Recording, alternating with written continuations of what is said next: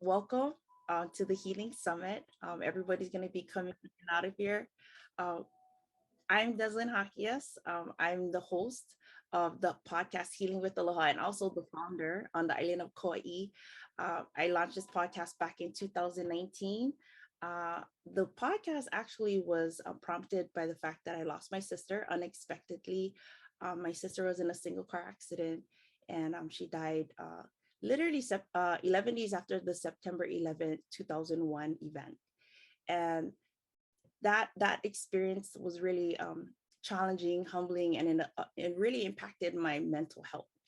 Um, After she passed away, I was pregnant, and my other sister, invited me to um, go get therapy, and I was diagnosed with post-traumatic stress disorder back in 2006. And all I can say is that it's never too late to get help to heal from your trauma. Sometimes we go through things in life and we try to put it in a box and we wish it away. And we hope that it doesn't come back to haunt us, or we hope that people won't know about us. But what I learned is when you don't address your wounds and the things that have brought you pain, you can't heal. And when you don't heal, you become paralyzed in becoming like your full best. When you numb out and you don't deal with your pain, you can't have peace, you can't have true joy and love and hope. And so through the podcast, I decided to bring hope and healing globally with Aloha. I felt if I could help one person to know that regardless of your story, regardless of what you've been through, that there's hope to heal. And so through the podcast, during the pandemic, I was able to connect with people globally. And so the podcast is now on 12 platforms. That's including Spotify, Apple, Amazon Music, and Google. And so I'm just incredibly grateful. The speakers that I have today, they've all been on the podcast. These seven men, they really inspired me and they touched me because they're authentic, they're real, and they do what they love. A lot of them are dads also, and they're in relationships. And, I really had a hard time trusting men for a very long time because I am a domestic violence survivor and a suicide survivor. And it is because of the things that I went through that it made me have difficulty in trusting men. And so during the podcast, these are some of the men that I'm fortunate to know. Some of them before they were guests on the podcast, but some of them are new relationships. But as someone who has overcome domestic violence, I felt safe with them. I felt inspired by them.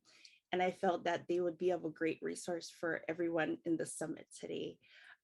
This summit is dedicated to boys and men globally to let them know that no matter what you've been through, you'll always matter, and that you're predestined, and that there's no one like you, and that you are going to be able to heal. And when you heal, you can help others to heal also. My partner in the co-host is Karen Gibson. She's on the island of Oahu, and she's also the founder of Letting Go with Aloha. We met during the pandemic. Yeah. Yes. Right before the pandemic, we met. She's an author. She had one book, but now she's in three books, and so we were in a book called The Power to Rise Above, which is published in Australia. And Sandy Davis is right here, Happy Paws. She's the founder of Happy Paws, and then she was the one who did the publishing. So I'm a brand new international author. I've never been an author before till now. Thanks. And then so Karen, do you want to share a little bit before we begin? Well, I'm very pleased to be here. So excited to be your co-hostess. And I think that this is a much needed event because a lot of us need healing, and Jess has chosen some powerful, powerful men, and I can't wait to hear everyone. Thank you. You're welcome. Yeah, so I just wanted to let you guys know that we do have an agenda for some reason I tried to load it and okay. So it says final flyer. If you click on it, you should be able to open it to see what the lineup is for today. And so everybody's coming in and out and whatnot. If I could ask everybody to mute if you're not already muted, and then I'm gonna have the speakers. I already have some questions that I'm gonna be going over with these with the speakers, but after I go through questions with them and just like an open discussion, this is a more casual thing. Every speaker is going to have time for you to ask them questions. And so if there's any questions or feedback to what they shared, you guys are more than welcome to ask them. So what we're going to do is we're going to kick off. We're doing good on time, so I'm excited. And actually, this guy probably would benefit from having more time. And so my first speaker, all the way from Utah, who used to live in Maui, this is Jason Lattice. I really appreciate him being on the podcast. He helped me to like, it just blew my mind. But he just talks about the brain and how a lot of times we go through life and we do things and we're like, well, I don't even know why I'm doing this. And we get frustrated with ourselves. And so he helped me to really understand how the brain works and how it affects how you go about life. And then also what you can do, tips and tricks, how you can help yourself with anxiety. Because a lot of us get stressed out and we don't know what to do with all that energy and anxiety. And so he explains that. So with further ado, guys, this is Jason Lattice. Hi, Jason. There we go. Hey, guys. Thanks for having me. You're amazing. Deslynn, aloha, Karen, right on. Sandy, you're amazing. Denise, Reiki, good to see you guys. And nice to meet everybody else on here. Seriously, really cool. Thank you for being here. I look forward to getting to know you guys. I don't know where to start. There's so much, and I have 10 minutes. Where would you like to start? Well, so I wanted you to begin with explaining to people what led you to do what you do now, and maybe you could just tell them, like basically what you've been doing, and what, like, was there an adversity? Like, were there things that occurred early on in your life that led you to do what you do? Well, that's okay. Thank you. That's a perfect lead in because I'm actually going to share some stuff that I've never shared with you guys before. Because the different events we've done have been based around other coaching techniques and things like that. I've been able to, I'll start with, I've been able to see and interact with the human energy field since I was a child. So when I see people and relax my eyes, I can see and interact with the bioenergy around your body. And I've worked with that for years, also as a personal trainer. But the whole time I was living in Maui, I moved there with $500 in my pocket and lived in a bus and showered on the beach. But I guess, Spirit wanted me to have a business. I ended up with one of the biggest adventure companies in Maui that my buddy and I just started from scratch.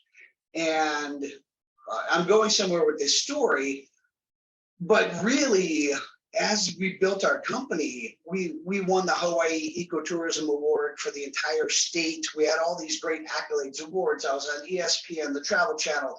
Great. Wasn't that really nifty? But I was kind of living a lie. And that's something I've never shared with you before. So wow, I didn't expect to get emotional.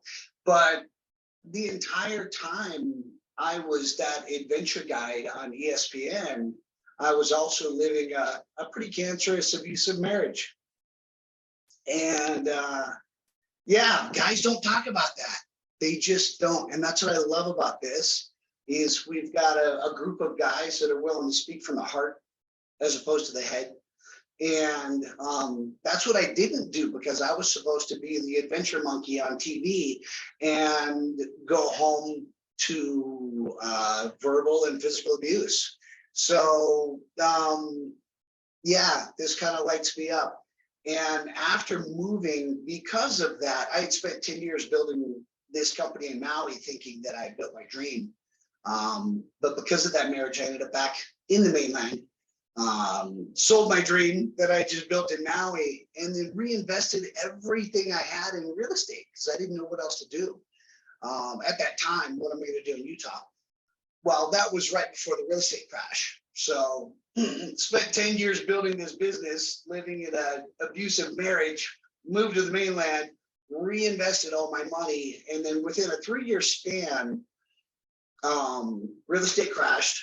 I was holding 10 homes over here. I lost everything financially, followed by a divorce, which, as I look back, losing everything I had financially was probably the best thing that ever happened, because it led with also a divorce, which I would have been stubborn enough to stay in the marriage. So that, and then Sandy, you're aware of a lot of this. Within a 3-year span, I went from millionaire to completely broke and bankrupt, divorced, having my children taken away from me, because that's what the court does. They just automatically, even if it was an abusive marriage on the other side, they still side for the mom. So that was hard to accept. And then my mother got dementia, and within a year she passed away, and I had to manage her. They call it estate, but what little bit she had left, but had to manage that. And then, oh my gosh, where do I go? That was followed up with less than a year later, my sister ending up in the hospital in ICU. And by the time I could get on a plane, she had already passed away. Literally 12 hours, she was gone that fast. So I lost everything I had, a divorce, then my mom, then my sister, then less than a year later, I lost my dad. So yeah, I can really relate to loss. And that's really what's gotten me into the type of coaching I do now. You notice I do a lot of breath work. I have breath work tutorials and videos on my Instagram site. And it just lights me up when someone messages me and says, oh my gosh, I was so anxious, so depressed. I practiced these techniques and it pulled me out of it. And really, that's what I've learned from my background from biology and coaching and neuroplasticity work, is managing your central nervous system. When we're in danger, we're triggered, our autonomic nervous system takes over, and our sympathetic nervous system goes to that fight, flight, or freeze, right?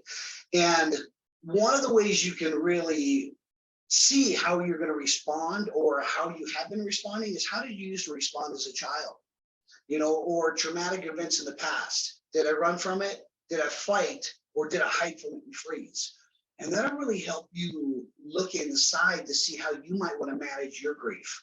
Because when you're triggered, it's really hard. Just like if you're having a conversation with someone, as soon as they get triggered, you can't just say, hey, calm down. That's like pouring fuel on the fire, right? You can't communicate properly with someone who is under duress or triggered. They have to stabilize or regulate their emotions. Also, in one of the other interviews I did with you guys, I was talking about communication and how important it is to get to know yourself. Because the more you get to know yourself, the more you can communicate with others.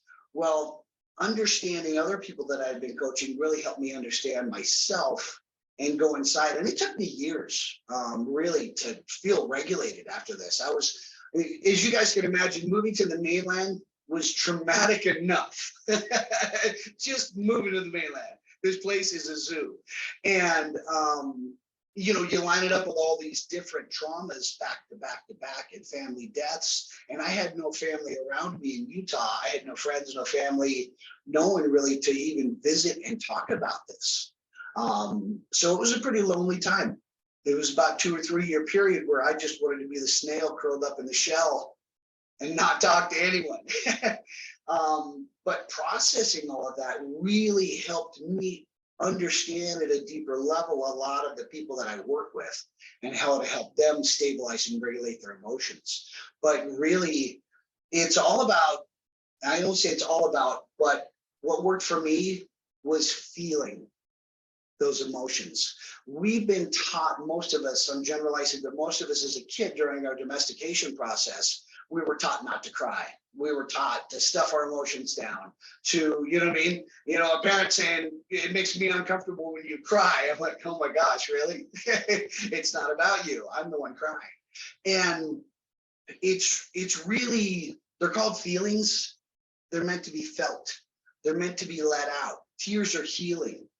You know, as guys, we cry in private if we do.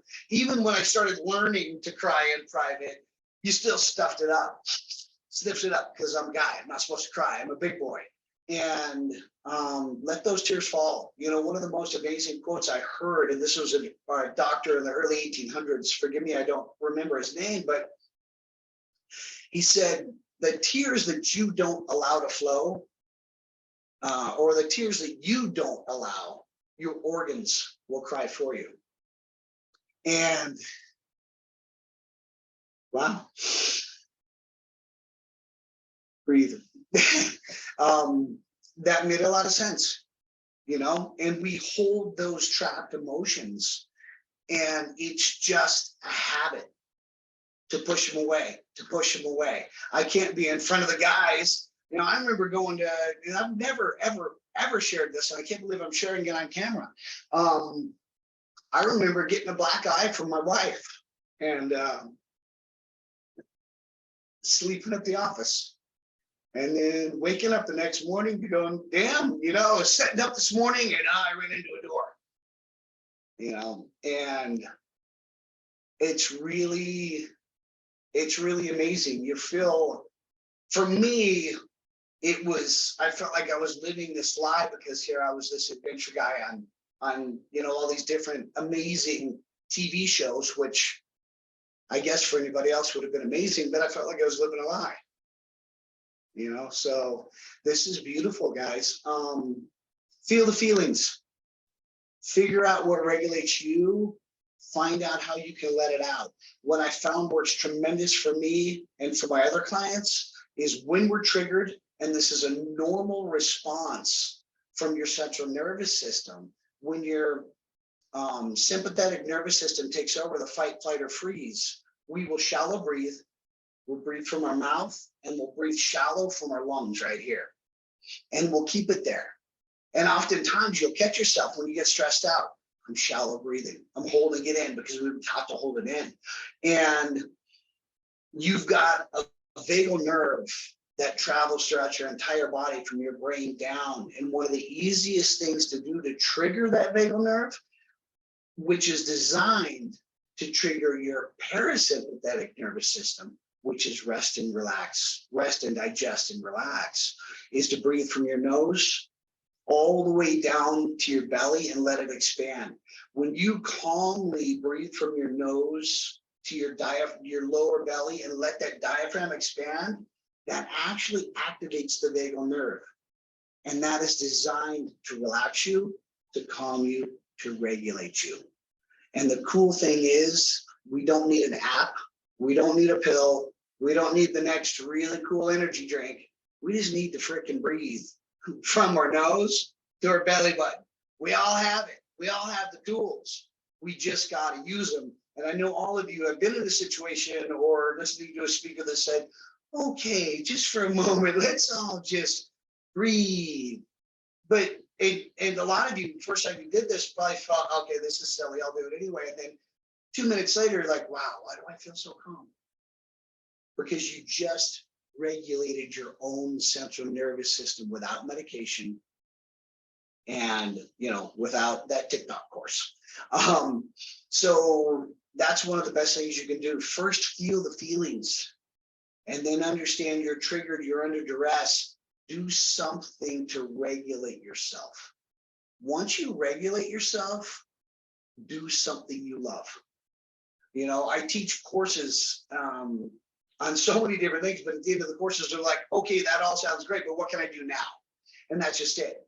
Feel, breathe, find a passion, and immerse yourself in it. Those three things will change your life, and it doesn't need pharmaceuticals. Sorry, I took more than 10 minutes. No, you're fine. Those are great tips, because I think oftentimes we know we need to do something, but Yeah. like you said, like we naturally convert to what we're used to. And Yeah, what we do, and we just revert back to that scared child, that yes, traumatic event. And it's usually, I'm not going to say I revert back to my adult traumas, because yeah, I do, but really it all goes back to that, like I like to call you, your domestication process and how your caregivers raised you.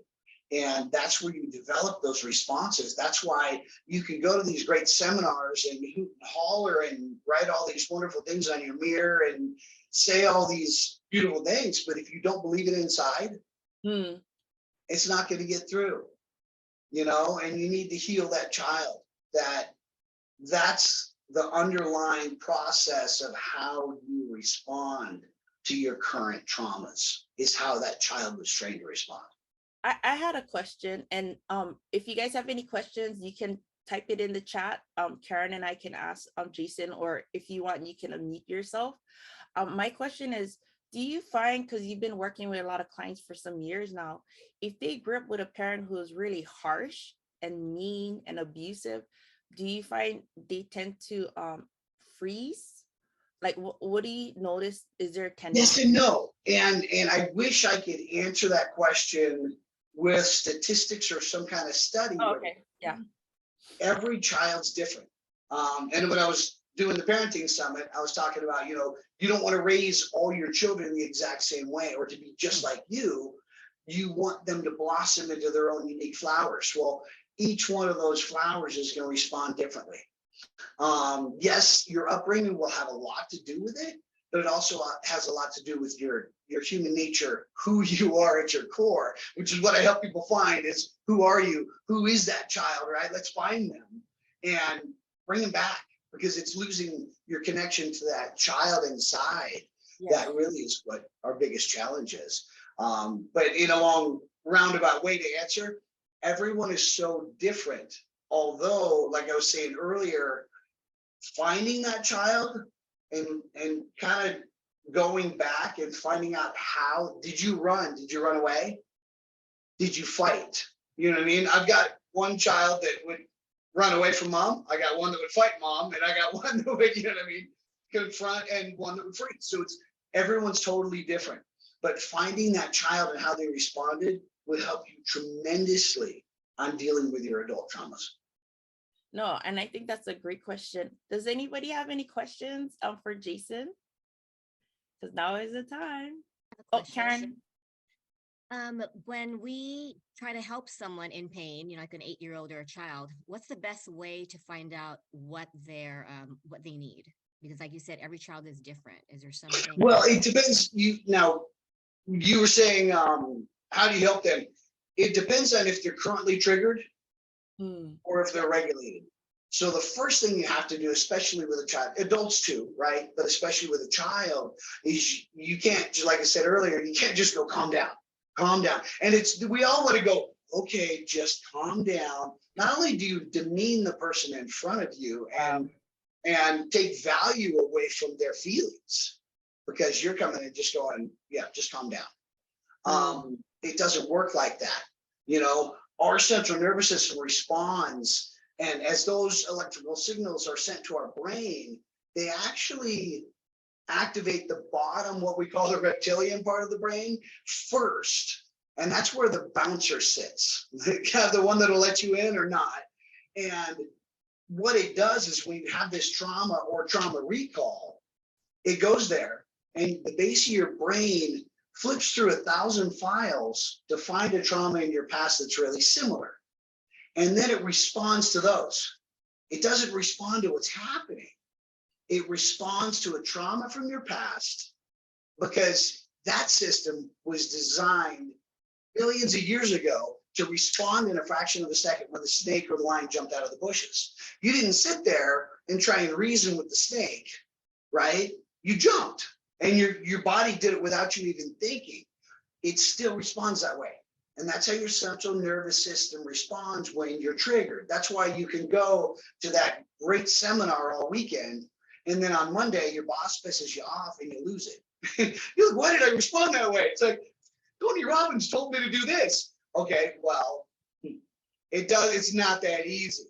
Your body is responding from the old ancient reptilian brain that jumps when the snake jumps.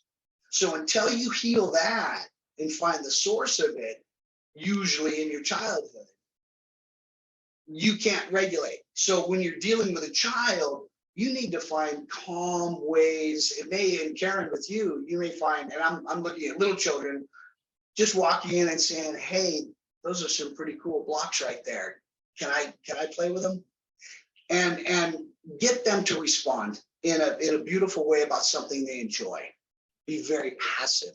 But what you need to do is find out what will calm them and regulate them, because then the blood flow will start to get to the rest of the brain, right? It gets past the bouncer, it goes to the rest of the brain. In children, it's harder because they can't reason yet. But with adults, it allows blood flow to get to that frontal lobe, which is our reasoning center. When we're triggered, our reasoning center is offline. That's why we act like a child. So you need to regulate and allow that blood flow to get, that's why you can wait 10 minutes after you're triggered and not acting like yourself. 10 minutes later, you're like, I can't believe I did that, because your reasoning center is now online. And that's kind of that process of how it happens when you're triggered or traumatized. So regulating before even trying to approach the problem, because you can't communicate properly with anyone who's triggered. You can only communicate with someone who is regulated. And that is very helpful, because I think a lot of parents parent the way they're parent, and a lot of us were given permission to cry, to get angry, to feel sad. Yeah. Whatever emotions or feelings our parents weren't able to process too, I Yes. think they try to stop us, you Well know. said. So I just wanted to let you guys know, you guys can continue chatting with Jason directly in the chat. And then after our next speaker, we're gonna have more time to talk to Jason, and then for our next speaker. And so Jason, thank you so much for sharing. Thank you. You know, I'm all about regulating, because I do it PTSD, anxiety, and depression, and I just really appreciate it. I love what you shared. So thank you so much. Thank you. Thanks for having me. Okay, and I'm think Pessy, is that wait. So my next speaker is now Mali'i Tofa. I just wanted to make sure Li'i is here. Li'i. I'm coordinating between speakers here. Let me just see. Is he here? Hold on, guys.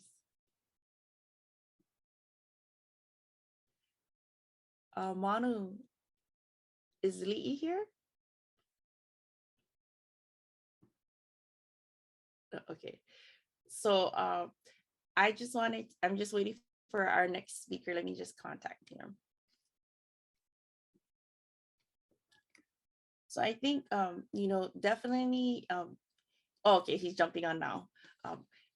Definitely you guys can, if you're new to Zoom, in the chat, you can directly, on the bottom, it says to, you can control who you comment to.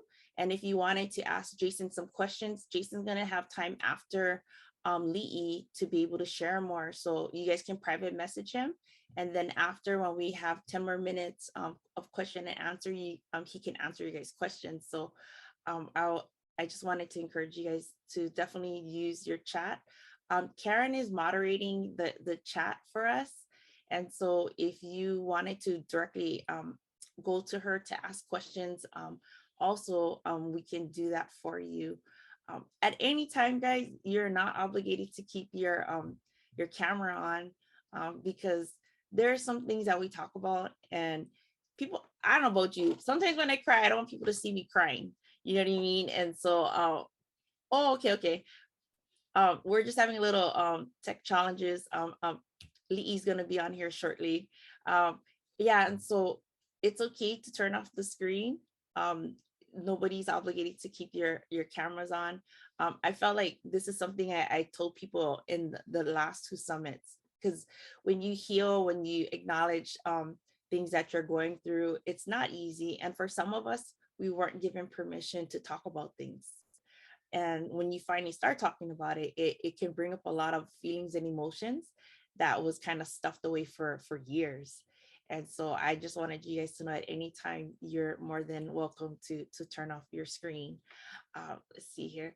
Okay, so Lee is running a little late. He's having some tech challenges, um, but I wanted to tell you guys that you know, one of the things you should really consider is if you are on social media, there's so for Facebook, you can always use the search engine to find support groups. There's support groups that you can access for free, some you pay, and you can utilize them online. Um, and then if you're on like TikTok or Instagram, there's a thing, the hashtag. You can use the hashtag to find people who are like-minded like you, like grief support. If you need like help with like mental health matters, those are the ones that I've used. I've been grieving since 2001, but I can honestly say only during the pandemic, I feel like I'm surrounded by people who are compassionate, empathetic towards grief. My family, we all process differently. I'm the one who's a little bit more deeper and more in tune to my feelings and stuff. And so I've had to literally go virtual to connect with people. And it's helped me to be more happy and more present for my family. Um, as much as our family loves us, it's okay for us to go outside for professional help or even spiritual help. And so a lot of the speakers that are on here, um, they they've been through a lot of adversity, and so that's why they're able to share because they've been through a lot, and so the capacity. Okay, here he is, guys. He's gonna tell you what happened. I know he's gonna tell you what happened. Lee, I know. Manu told me what happened, so it's okay. How are you doing? Where is that? Hi, hi, Lee. Oh, you're on mute. Sorry.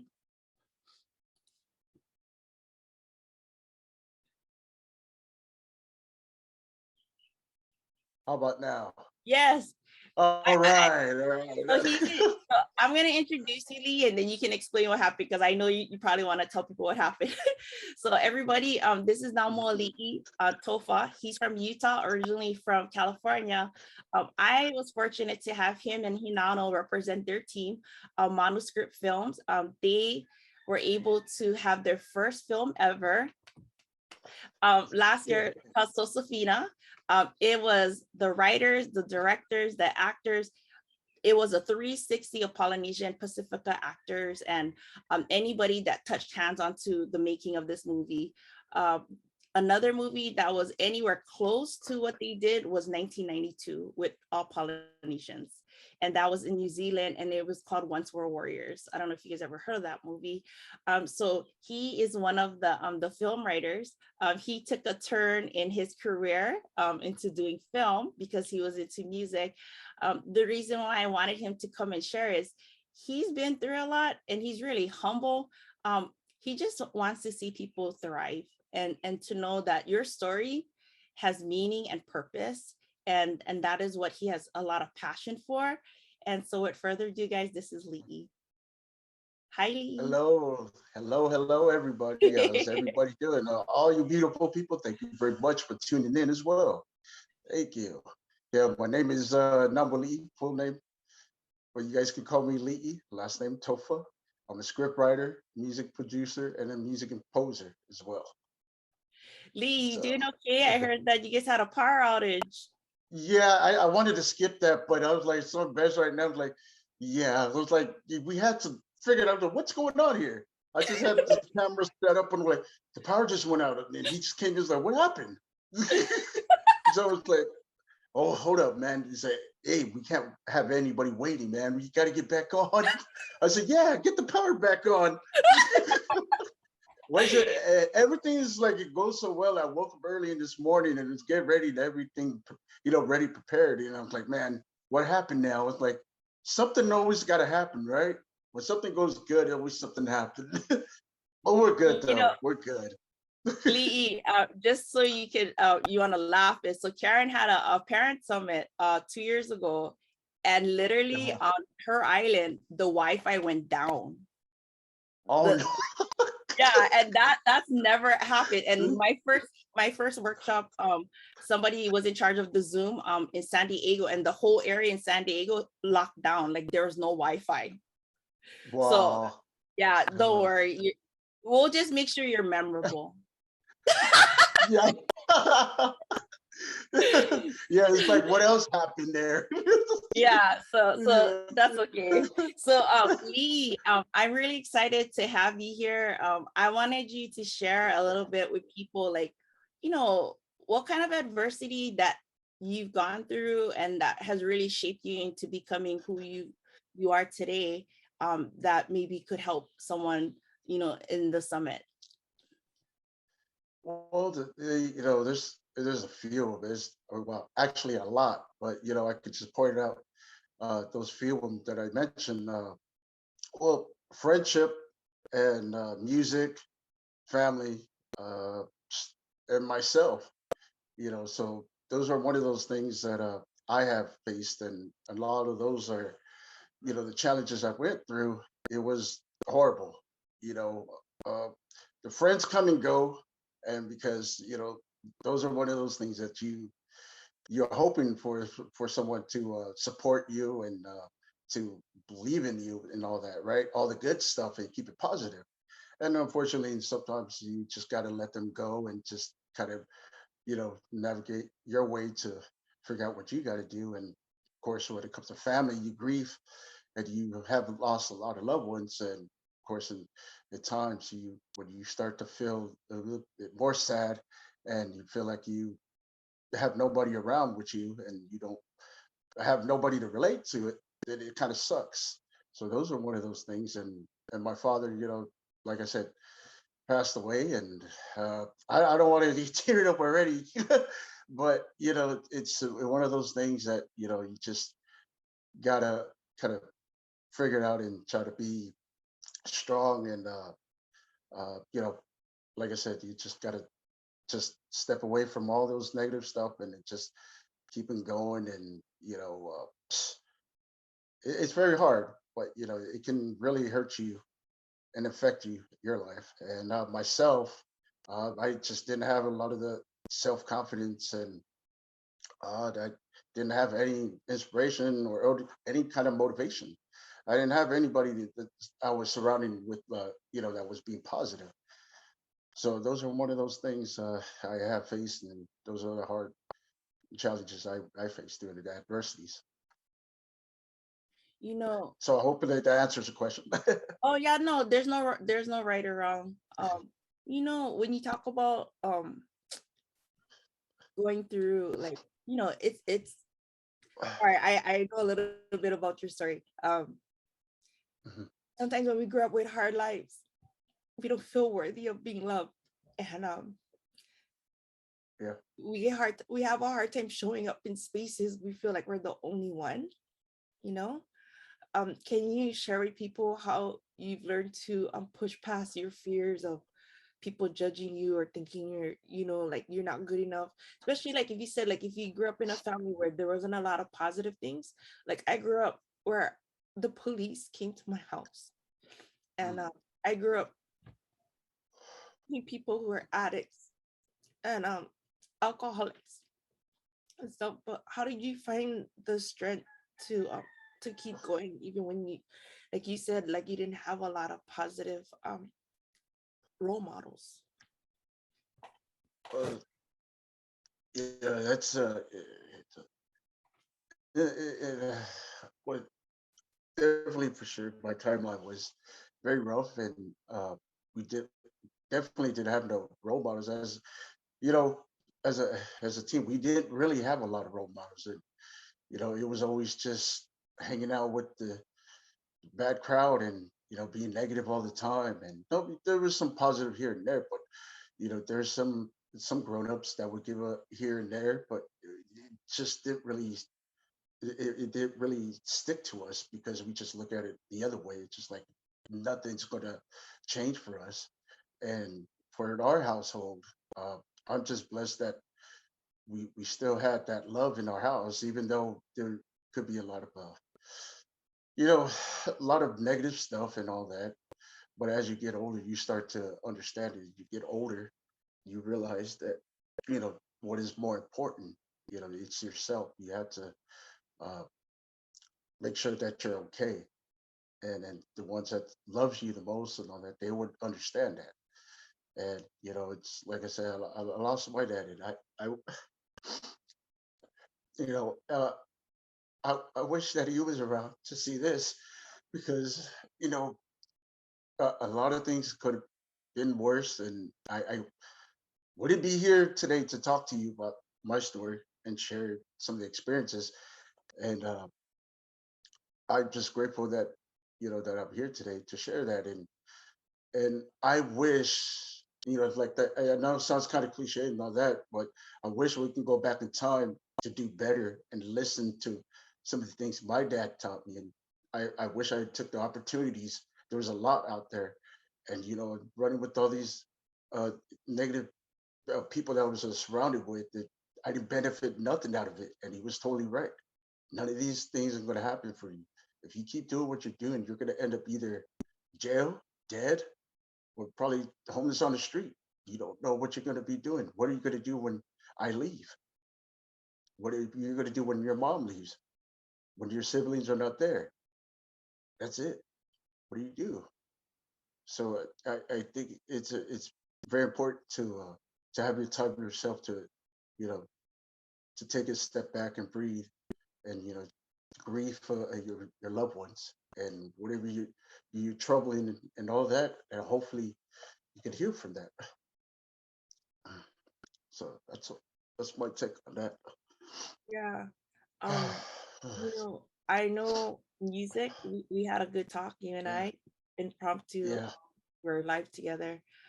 Can you explain to people why music has been very instrumental in your healing and just navigating you even into going into the direction of film? Yeah, that's and again, that's another depressing time too as well. But even though we had some great moments and great times here and there, but it really shut us down big time, because that's what we were pursuing. That was our dreams, and our goals was to give back once we make it. Everybody talks about, you're going to become a music producer or a musician and all this, and it's great. You can follow your dreams, but the reality is that the conversation you're going to have is negative feedback, where they say you should just not quit your day job, be normal just like everybody else. It's not going to happen. You don't have that gift and that talent. And so that really shut us down, because we didn't have a lot of support. And and it's very sad that what people say they do, and you don't get that, and especially if it's on your own. And I'm not gonna throw no tantrum or anything like that against anybody else that's by us, surrounded by us in our city, but nothing but love. But we just gotta understand that these things will happen to you. And we just decided to, shut down and just kind of cool off, and to figure out and regroup. And sure enough, that day we just, had that meal, just to cool off. And after the studio was shut down, and Mauso Manu just decided to say, "Hey, what do you guys think about getting a film game?" That cheers up. It's not the end of the world, So why not? So we just got into it from there. So leading into the film, you guys just were able to release your very first movie, So Safina, and it took a lot of sacrifice, perseverance, a lot of money relocating to New Zealand and coming back during the COVID before they closed the borders. How to like, what is your take now that it's reality for the team? Um, like, how do you feel now? Because a lot of times people see the result, but they don't understand the adversity and the struggles that come with it.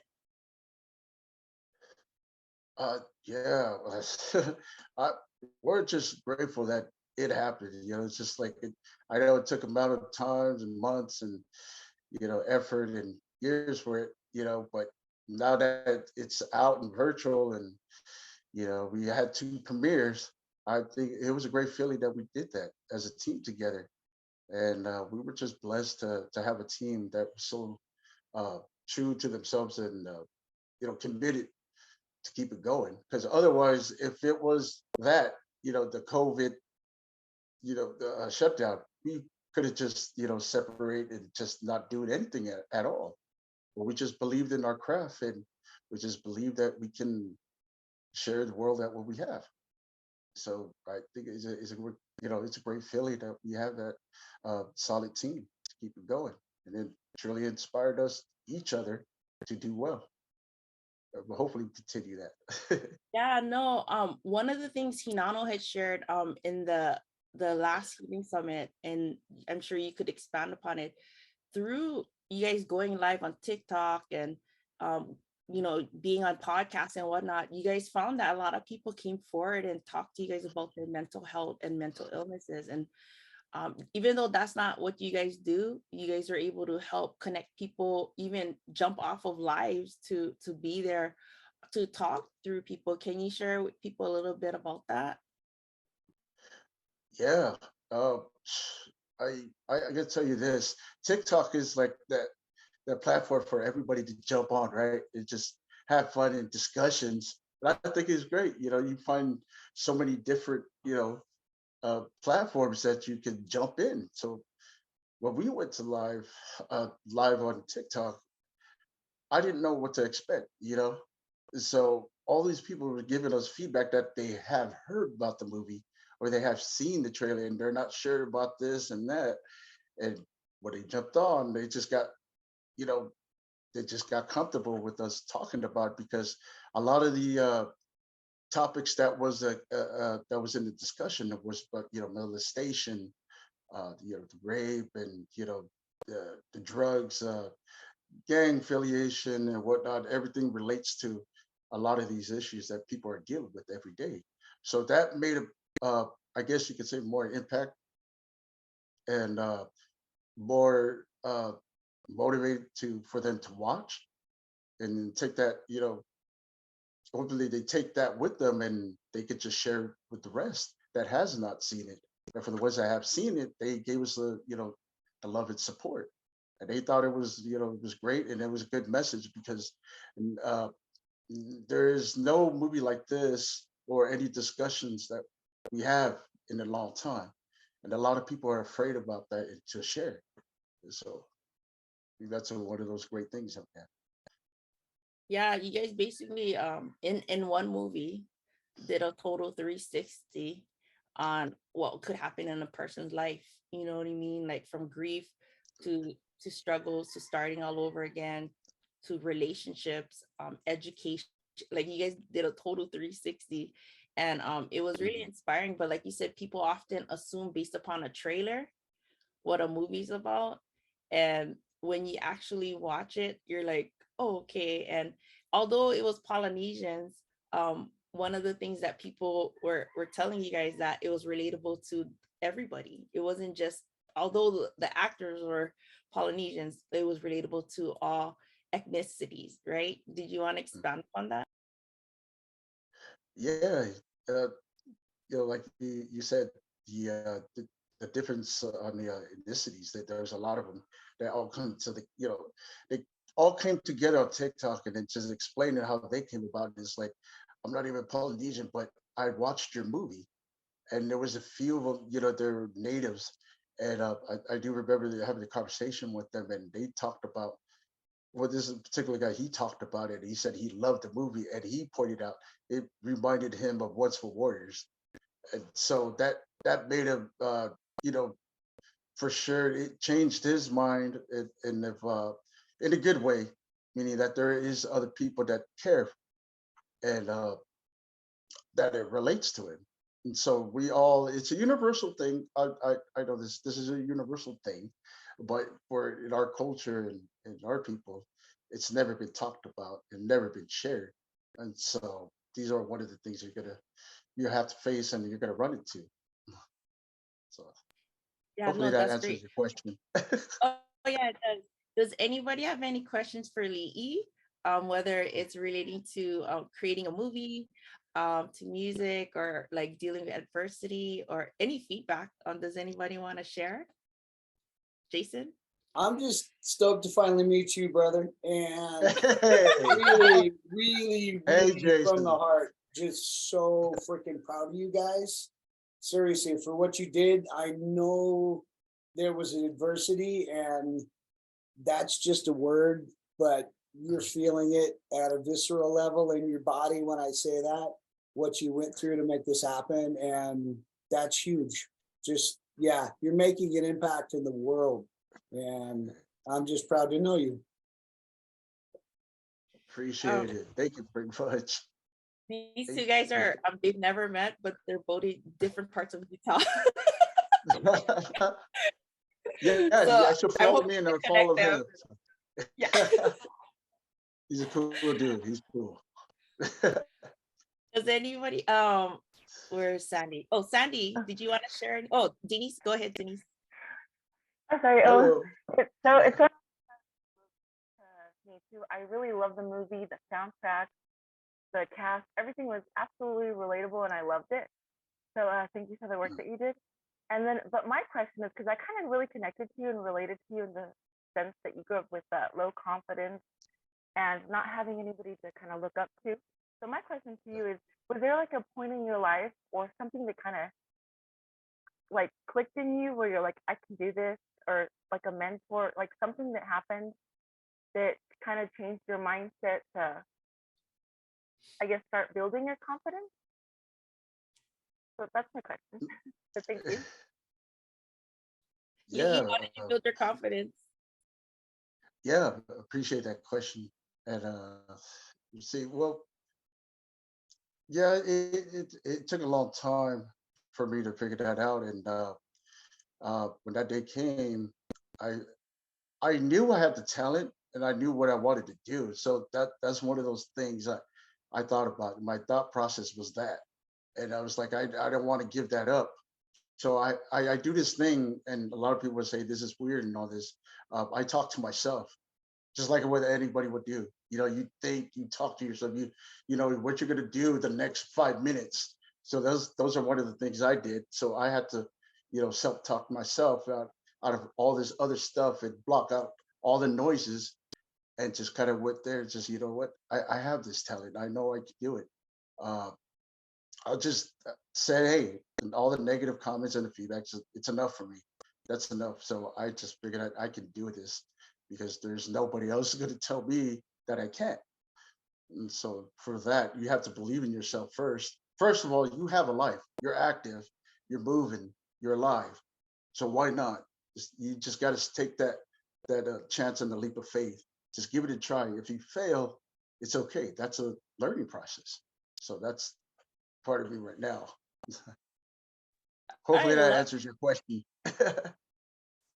Oh, that was fire. So guys, we just had Jason share and Lee. We have some time if you guys have questions for Jason or Lee. Because what we're gonna do is after we speak, we're gonna have a 10-minute break.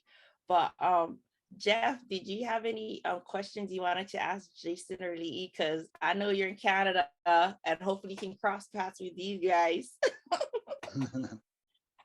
Yeah, no, right now, it was a lot of great information that I heard so far. And I'm just grateful that you got a chance to really put this amazing event together. And I'm looking forward to the point where it blows up so much that we're doing it in person. You know what I'm saying? But we'll get there. Baby steps until we get there. Yes, yeah. Sandy, did you want to share anything? Because I can see you in the comment. Did you want to share anything for Jason or Lee? Oh, you gotta unmute. Oh, there. I might just want to share one little brief thing because Lee, when you first started, I was so drawn to how hard it is sometimes to remember the value of ourselves. And I love that you had yourself as that one of those treasured things right from the start of like knowing your worth and loving yourself. And in our book, the book that Des and Karen have been a part of, The Power to Rise Above, our anchoring author is from New Zealand. And part of what she wrote, I just want to read just one little bit because I just, Sure. it's just, so she wrote, there was a time in my life where there was no way you could speak of your private life behind closed doors. It would bring shame to you and your family. I can only liken it to a fear of being intimidated by others through their judgment of you and your situation. My life was a once were warriors upbringing. For those of you who don't understand the reference, watch the movie, please. However, my ending is different, and that's where the power to rise above moments began and continued to grow. I was always happy in my own company.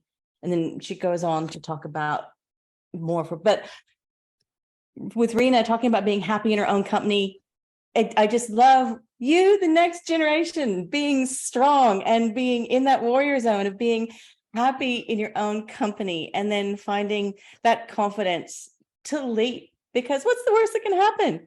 You might fail. Well, hey, if that first script fails, the next one will be it. And I just love that you did find, that power of me and stayed true to your confidence in yourself to do something that is leaving a legacy that is so powerful beyond what you are probably even aware, and not just for Pacifica communities, but for every person hurting and wanting better out there that then connects to your film.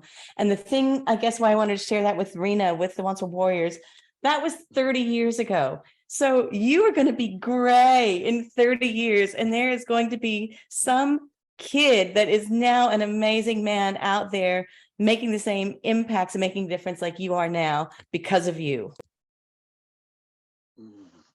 Oh, appreciate it. Thank you very much. Thank you for your kind words and your thoughts. I love that. That's really that's great that you shared that with me, because I feel that, of course, the identity of yourself and how the representation of you and how you're gonna project to the others out there.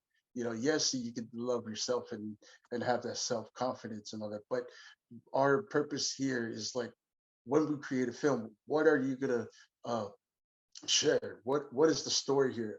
Not only just the story, but the messages and the lessons, because we all need that. We have to have that learning and understanding from each other, and not everybody's gonna agree what we're sharing, and it's fine, it's okay. But maybe in time, when somebody will look back at it and say, I never thought about that. Everybody's perspective is different. Your point of view, it differs than mine, and it's fine, it's okay, because everybody's mindset is different, and it's okay. That's how it brings everybody together. So I look at it both ways. So I love that, and I appreciate that. And for the next generation, I hope to, and I said this multiple times, before I leave this earth, I would love to leave opportunities for them, the next generation to come, so they can pass down the torch to the next one. So that's where we have that one of our top of our list before we're gone. So appreciate that. Thank you. You're welcome. Jason, you want to add? We're gonna move into Jeff, right? Not to sidetrack my brother, but your room behind you is full of family and ancestors right now. Oh, Thought I'd share that. They're all gathered in your room behind you right now. Oh, appreciate it, man. Thank you. I hope they don't come and kill me and then possess me enough. No, see, they've moved to the place of pure light and acceptance and love, and they love you unconditionally, and it's beautiful to see them all gathered around you right now. Thank you. Appreciate it. Thank you for the love, bro. Thank you. Appreciate it. Appreciate you. Lee, thank you so much Yes. for sharing. We're truly blessed to have you, and thank you for being open and just sharing from your heart.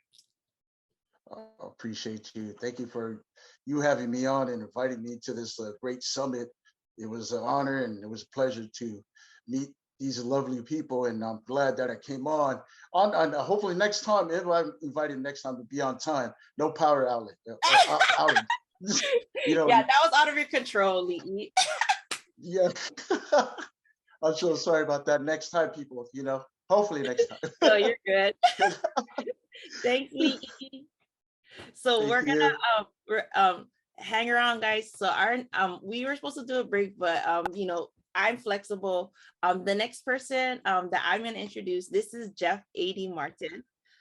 Jeff's from Canada. I actually met Jeff on a Zoom about 5-6 years ago. And when I met him, I was like, okay, this guy is going to be my brother. So I laugh because all these guys, I'm like, they're like the brother from another mother. We're same age, but he's taller. And I'm older. But I feel that, in the short, I think it's a short time that I've known him, he's been an incredible inspiration, and he's a mentor. He does keynote speaking. I told him this before. There was this one time he was sharing about his experience, and these 3 little girls walked up to him at a grade school after he'd done speaking, and he was talking to them. Then they went off, and the school administrator was like, "Oh, I'm so surprised that they came to talk to you." And he's like, "Oh, really? Why?" And it's because they didn't have their dads in their lives. And so when he shared that, I started crying, and I was like, when you can't tell, but he's really tall, and so for a little girl to look up to him and be like, "Oh my gosh, he's a dad I didn't have," like, it just made me cry, because he's been speaking for 10 years. And when he speaks from his heart. And although he can look intimidating because he's tall, he's just a soft teddy bear. He has such a great, loving heart. And so with further ado, guys, this is Jeff. Des, thank you so much. I really appreciate it. I'm grateful to be here. Jason, thank you for all the gems you dropped. Lee, everything you spoke about. I'm looking forward to seeing that film. And I'm honored. I'm honored to be speaking to you. And again, I'm looking forward to the day that we can do this in person, just because this time of year, it's colder where I am, and it's always warm where you are. So I don't mind jumping on a plane and making this happen. So we'll speak about that later, though. So Jeff, basically, what the question is, what is some things that you've gone through, pain or adversity, challenges that has shaped you into who you are today, and even what guides you? Because for someone to go and speak to schools, there have to have been some experiences that drove you to want to go and speak, to small groups, big groups, or in person. What has led you to this point in your life? Yeah, there's been a ton of things that has molded me into who I am today. There's a saying that says that we are not a product of our environment. We are a product of our decisions. And it's based on the decisions that we make that lead us to where we are. And so for me, I grew up in a really tough neighborhood. And when you grow up in tough neighborhoods, you oftentimes see police. And I remember thinking to myself that the police were always around, and it felt like they were picking on us, they were harassing us. And I remember thinking to myself, how amazing would it be if somebody actually had that type of position, but used it to help the young people to become better? And so as I grew up and was trying to figure out my path in life and what direction I wanted to go in, I decided I was going to take that route. And so eventually I signed up, I pushed and fought, but eventually I became that police officer, and I'm still active to this day. And, just within days of graduating from police college, I had something happen to myself and my family. I received a phone call just in the morning one day. And when I answered, it was a cousin of mine. And in tears, she was broken and telling me that one of my cousins, Omar, was murdered. And so here I was, one side of me that just promised to protect and serve. But the other half of me wanted to go out there and find the people who did this to my cousin. And it was a struggle that I went through for quite a long time in terms of how I'm going to navigate through this. My family looking at me as this brand new police officer, and I should be doing something about it. And I don't know what's going on. I'm brand new. And, it was a lot of emotions happening. But it was through a conversation that I had with somebody who reminded me that no matter what we face in life, no matter how hard it is, how difficult it is, that we always get a chance to choose. And it was through that conversation, that in-depth conversation, that I really understood that we as human beings always have an energy, but we get to choose how we're going to put that energy into the world. And so when things happen to us, there is no emotion to it. We are the ones that put emotion to it. And so there was one part of me that said to myself, yeah, I can go out there and handle my business. I can go out there and find the people who did this to my cousin and do the same thing to them. But then I'd be sitting in jail and I'd just be another statistic. But I recognized that I could take that energy and spin it another way to do something positive in the world. And so with that same energy, I decided to go out to these same schools that some of these kids are hanging out in, or are being supposed to be educated in.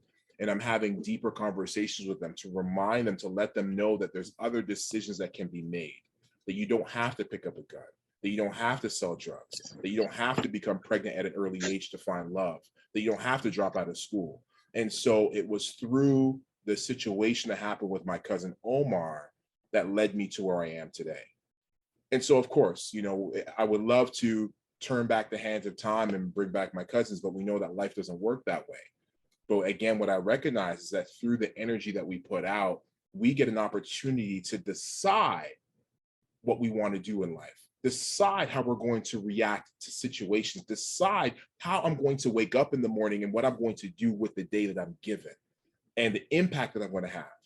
And so, you know, one of the things I always say is, for me personally, I don't need to have my name in lights. I don't need to, you know, it'd be nice one day to see, you know, in Hollywood, Jeff Martin, you know, Jeff A.D. Martin, you know, it'd be nice. But for the most part, like, I don't need that. But the thing is that we all have an opportunity to leave something in this world, even without having your name in lights. So, for example, I don't know who invented carpet. I don't know who invented the chair.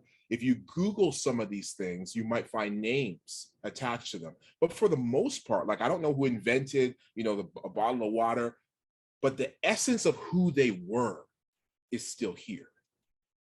The essence of who they were is still here.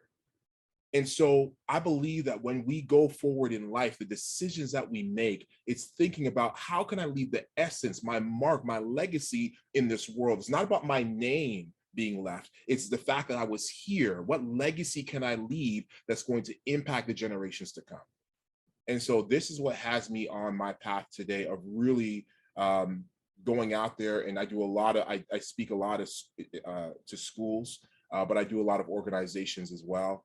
And just really trying to make an impact and leave my essence while I'm still here, while my heart is still beating. I had a question. Who's been your biggest heroes on this journey, or since you were growing up, who's been your biggest heroes? Yeah, you know, I mean, I could easily tell you that it's been the, you know, the Martin Luther Kings, the Nelson Mandelas, the people who have made such a tremendous impact, and they definitely have been distant heroes for me. As a speaker, there's been a lot of speakers as well who has been that distant hero for me. But I do have to say that my main hero has been my parents, particularly my father, who my father was always a giver. My father is that person that he goes to church and he has a bunch of extra loaves of bread. He has a bunch of extra drinks and he's giving it out to those kids at, you know, after church, and those kids are loving him. And that's where I get it from. And that's what has been modeled for me. And I have taken it to another scale where I'm fortunate and lucky enough to be traveling and speaking and giving out that way. But if it wasn't for my father pouring into me, then I wouldn't be who I am today. So I'm hoping and praying that my children, I have 3 boys, I'm praying that they see what I do, and who knows where they're going to take it. Maybe they'll travel to Mars and you know, talk to some Martians on Mars. Who knows? I don't know. But, you know, the world is open, because I think it's so important that when we can see what we can achieve, we can be such an example for the next generation. And that's exactly what I want to be, how my father was an example for me. That's awesome. And I wanted to also ask you, you know, I know you've been speaking, but one of the things that I admire is how you collaboratively created some illustration books, and how you did have a podcast. And because of your, you know, you've been, between being a father, you have 3 kids and you're a husband, and you work full time, and then you do the tour. can you explain to people why it was crucial for you to do a collaborative effort with your illustration books with Yeah, other you know, professionals? yeah, so I do have a couple of books. The illustration book is meant to inspire young Canadian children. I do have another book that is myself and authors who did collaborate to come together. We all wrote one chapter, and it's myself and 9 other men, so 10 of us, and it's called New Me. And again, the intent is really to try to show other men that it's okay to struggle, it's okay to fall down, but what's more important is how you stand up. You know, it's very easy to see success. You turn the TV on, you turn the radio on, you hear Beyonce singing, you see Brad Pitt who's acting, you see, you see success. It's very easy to find success. But what I don't see is that time that Beyonce cracked that note when she was 3 years old. What I don't see is when Kevin Hart got booed off stage. What I don't see is those examples of the failure along the process and how they got back up. And so it's really important for us to recognize that although we do see that success, everybody has a story of how they got there. And so we can never, it's important that we never compare our chapter 1 to someone else's chapter 10. I will never sing like Beyonce, but I can sing like myself. And perhaps if I put the time and effort in like she has, perhaps I can get to a certain level as well. And so, at the end of the day, it's important again for us to see, recognize that along our path, along our journey, there's going to be times that we're going to fall down. But again, when we fall down, what do we do to get back up?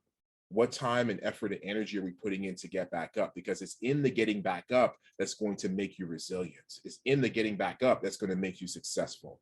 And so I think that's really important. So that's the book that we have in terms of the collaboration piece. No, and I love it. And I think, one of the things that people need to realize, if it's on your heart to do something, do it. I know it was an idea for you, and then you guys made it become like a reality. So I wanted to see, since Jeff is here, does anybody have any questions or feedback you guys would like to share with Jeff? Because like I said, I've been fortunate to know him almost 6 years now. But if anybody had any feedback or questions, Karen?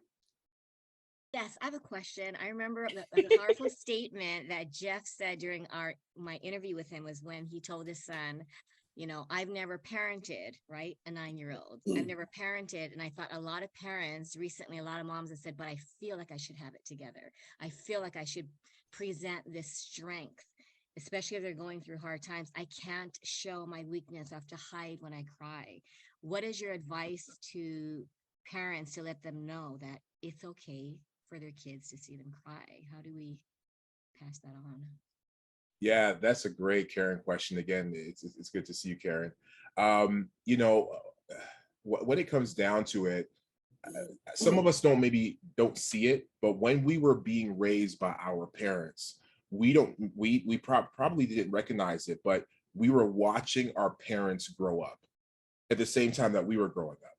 And so we saw them as a Superman and Superwoman, but they were raising themselves. They were growing up themselves. How do I know this? Because I got kids and I'm growing up myself. You know what I'm saying? I'm learning new things every day. I have messed up time and time again. And my kids see me as Superman, but I'm learning and I'm messing up. I'm having struggles. There's times I'm having a tough time.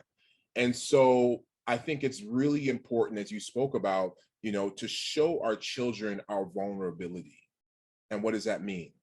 Our children, as I referred to earlier, our children see us as Superman and Superwoman. They see us as that individual who can do no wrong. But Superman had 2 sides to him. He also had the Clark Kent. And the Clark Kent was vulnerable. The Clark Kent wore glasses, so he couldn't really see well. The Clark Kent, he liked Lois Lane, but he didn't know how to put the words together to tell her. He was vulnerable. There was times that he was portrayed as even weak.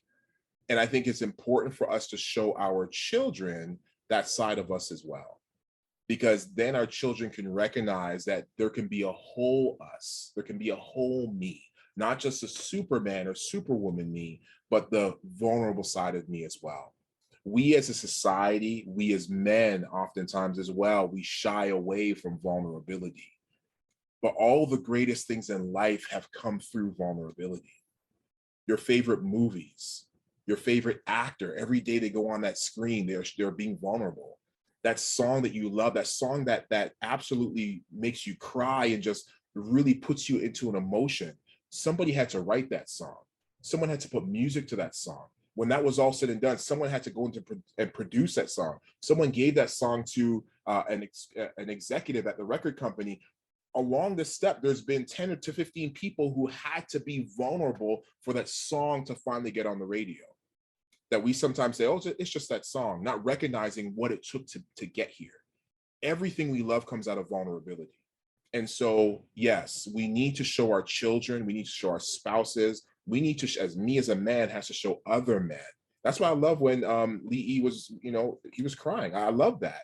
We need to be able to do that. We need to normalize that, to show, again, our children, our peers, whoever the case might be, to show them the emotions that we have within us, because it's okay. We are human, and it's okay to show that. Thank you. That was really good. Jason, you have something you want to share or ask? I just want to say thank you. Thank you, brother. You're awesome. Thank you. Thanks, for working with the youth. I work with so many adults, and we learn these trigger responses subconsciously as a kid. Yes. And we have a lack of an ability oftentimes to heal our traumas. Yes. Because it's the child that we need to talk to, not the adult in front of us. And, it takes a little bit of work to help them understand this and track it down and help them regulate. Yes. But you're in a position right now to help these kids learn at a young age how to manage these things and how to accept themselves. And it's just a beautiful opportunity. So seriously, dude, you're changing the world. Thank you. Oh man, thank you so much for saying that, Jason. Within my policing career, I spent some time working in the Special Victims Unit. The Special Victims Unit is dealing with children who have been victims of sexual assault. And so, and that includes adults who were sexually assaulted as children, who decide that as an adult, they want to come out and speak. And I have seen grown folks, I'm talking about grown men, big old beard, I'm talking about, big and grown, who has sat there and has broke down crying based on what's happened to them at the age of 5. And not only that, since that thing has happened to them, they cannot hold down a job. They can't hold down a relationship. They are struggling in life based on something that's happened 20, 25 years ago. And this is a reality that many of us are facing.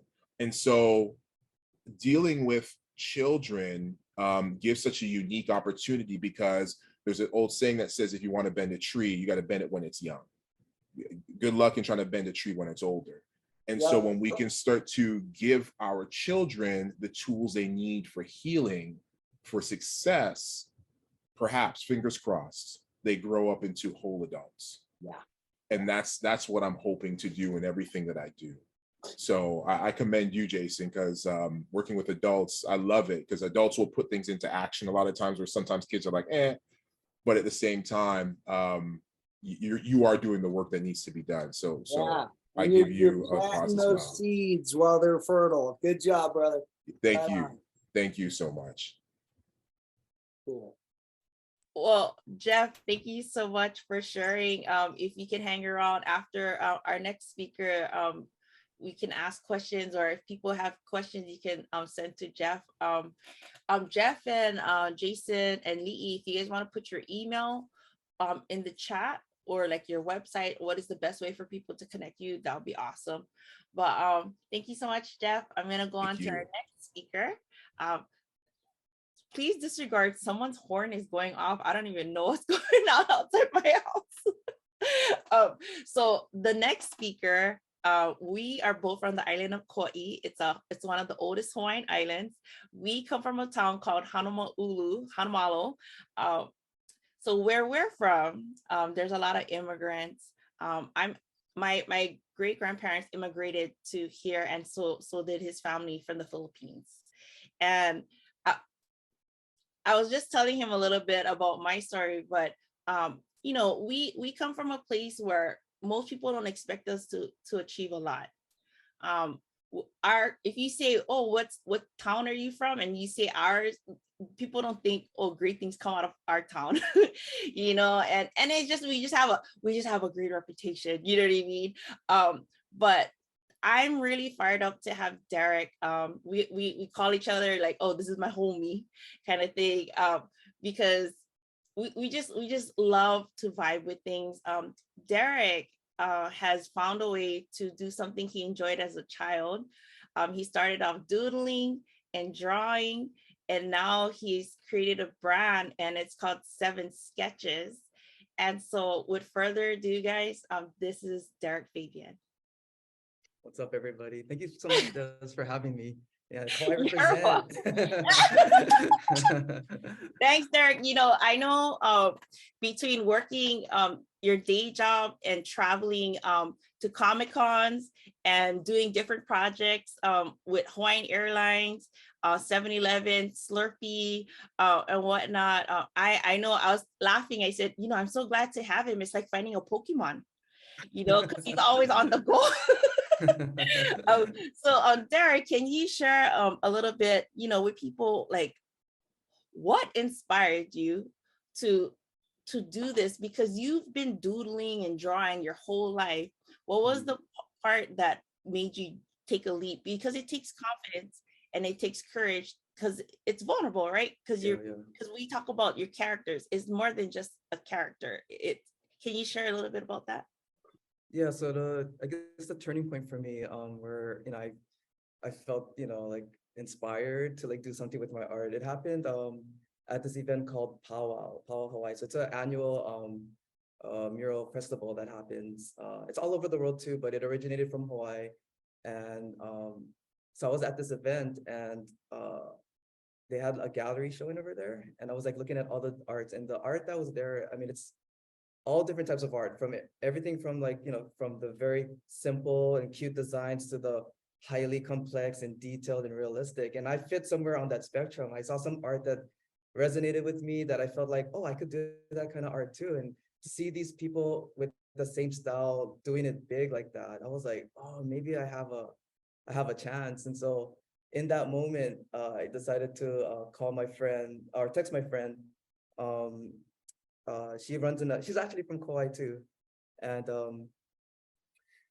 sorry, I'm kind of nervous right now, so I'm not like very articulate like everybody here. I can feel my heart beating right now. No, Derek, we talking about art, because the reason why be on the summit, I wanted people to know you guys need to do stuff. A lot of people go through life and they don't think about what they enjoy in life. They don't love things. They just go through life and they're mad, they're frustrated, irritated. So some of the speakers, they're going to talk about mental health. They're going to talk about regulating your emotions and whatnot. But for you, art has been what has been your prevention with your mental health, right? So explain to them why you love what you do. I love what I do. Well, okay, so I mean, I'm an introvert, yeah. So I'm not one to like, really express myself, like, in conversations with people. That depends on who you are. But for the most part, I'm shy, I'm quiet and whatnot. So for the first time in college, I felt like it was through my art, through my my comics, one thing I was able to express was my humor. So that's something I'm very shy about. I'm not the class clown or whatever, but when I'm amongst my really good friends, like, I like to make jokes and stuff like that. But people outside that, like, just know me for being really quiet and shy. And then I felt like my art as a comic strip at the university that was like my way of like letting people know a little bit about, my personality, my sense of humor and whatnot. So that's one of the reasons why I like art. I get to tell stories through my art. Well, no, yeah. So one of the things we were talking about is you're classic. You said, oh, I'm an introvert. Like you just like to cruise by yourself and do your own thing. Yeah. And in the process of being an artist and coming out with 7 sketches, you have to meet people at events. Yeah. Can you explain to them what you've learned along this journey? Like, aren't you glad you do it? No, totally. So like, that's what helped me. One of the reasons that held me back from putting myself out there for the longest time doing events, because I didn't want to sit there at my booth and have to converse with people because I was shy.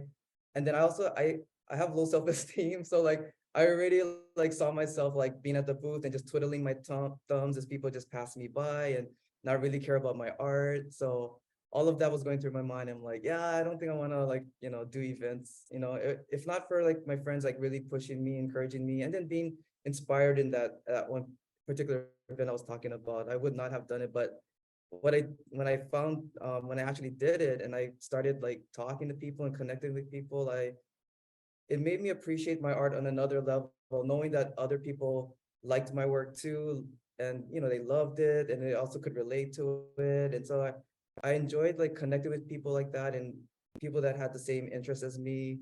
So that's like, yeah, definitely like one of the beautiful things about doing art is sharing it, in public like that. I don't know what's going on with my neighbor. The horn is still going off. Um, so, I have one of your fans, Jessica. She finally got a chance to meet you, and Hey, Jessica.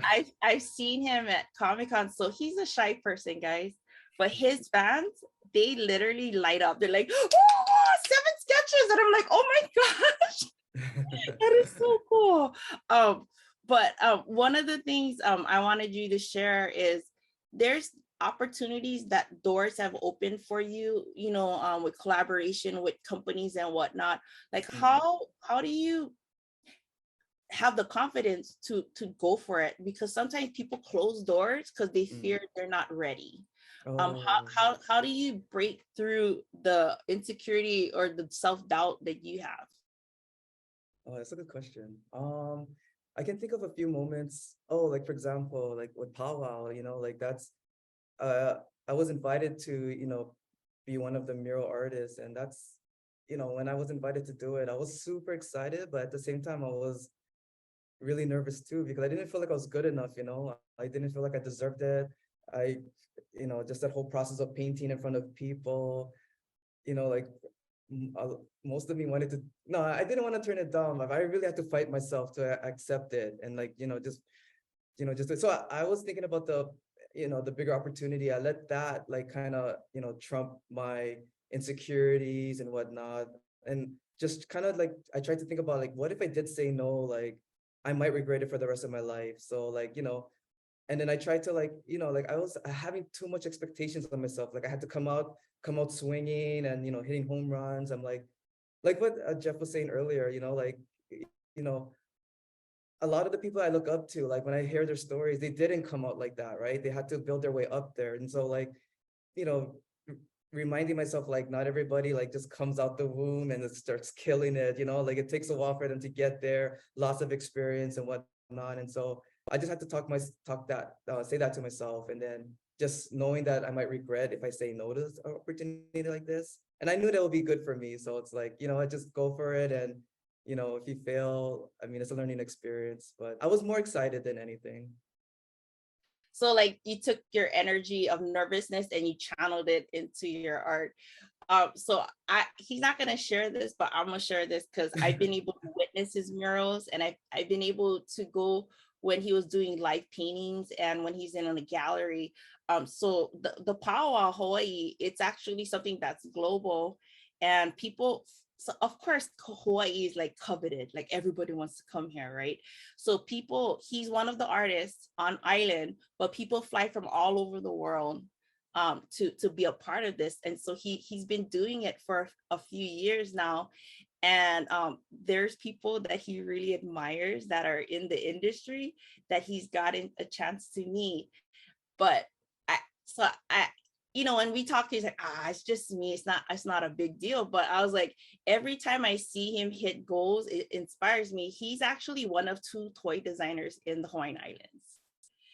And he just doesn't think, oh yeah, it's the sad panda and whatnot. But I just think that he has learned to push past his fears and whatnot. And now, how many years have you been doing powwow? I want to say 4 years now. Yeah, 4 years. And so, leaning into what you love, it makes a difference. And you also said it helps you like with depression. Can you share a little bit about that? Yeah, definitely. So I mean, really quick, like when I was in my early 20s, I I got depressed, like, and the depression just, it came out of nowhere. Like life was good, so I had no reason to be depressed, and then I just got depressed all of a sudden. And it was so hard. I experienced social anxiety.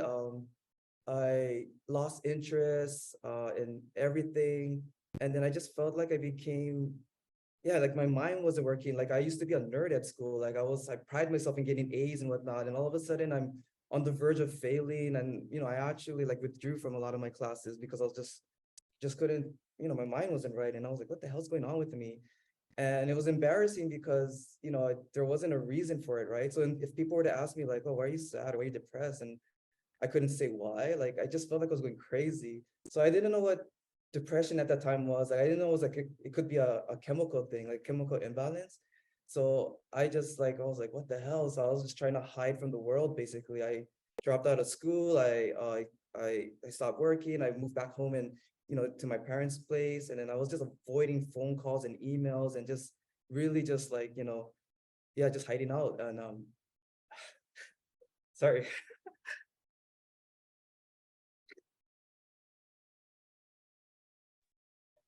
It's okay, Derek.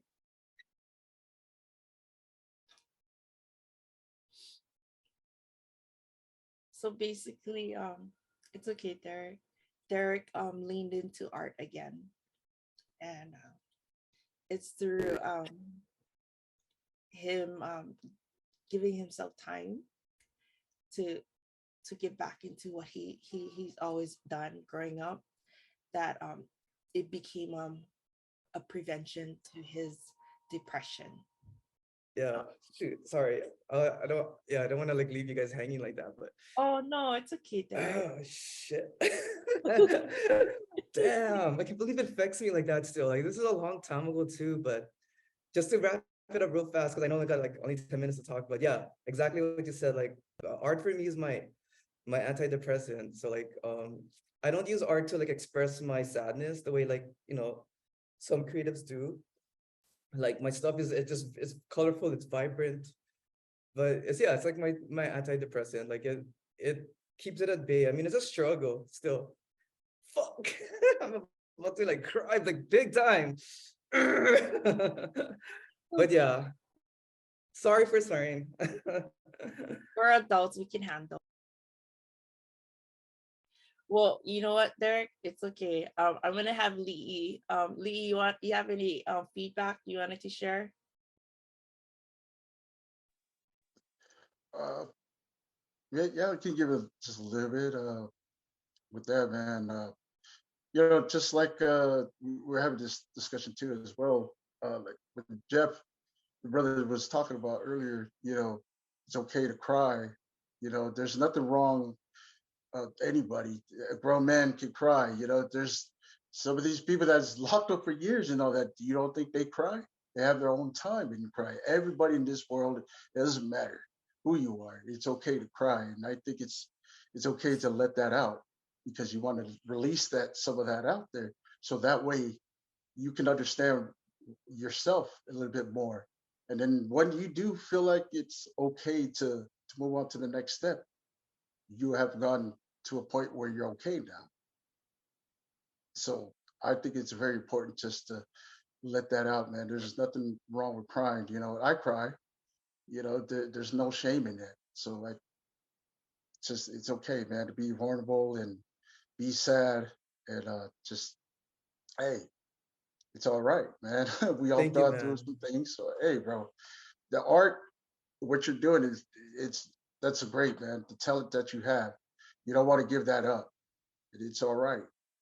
Everybody's not going to be perfect in some things, but for you, what you're doing great, and you're perfect what you are and what you're doing now.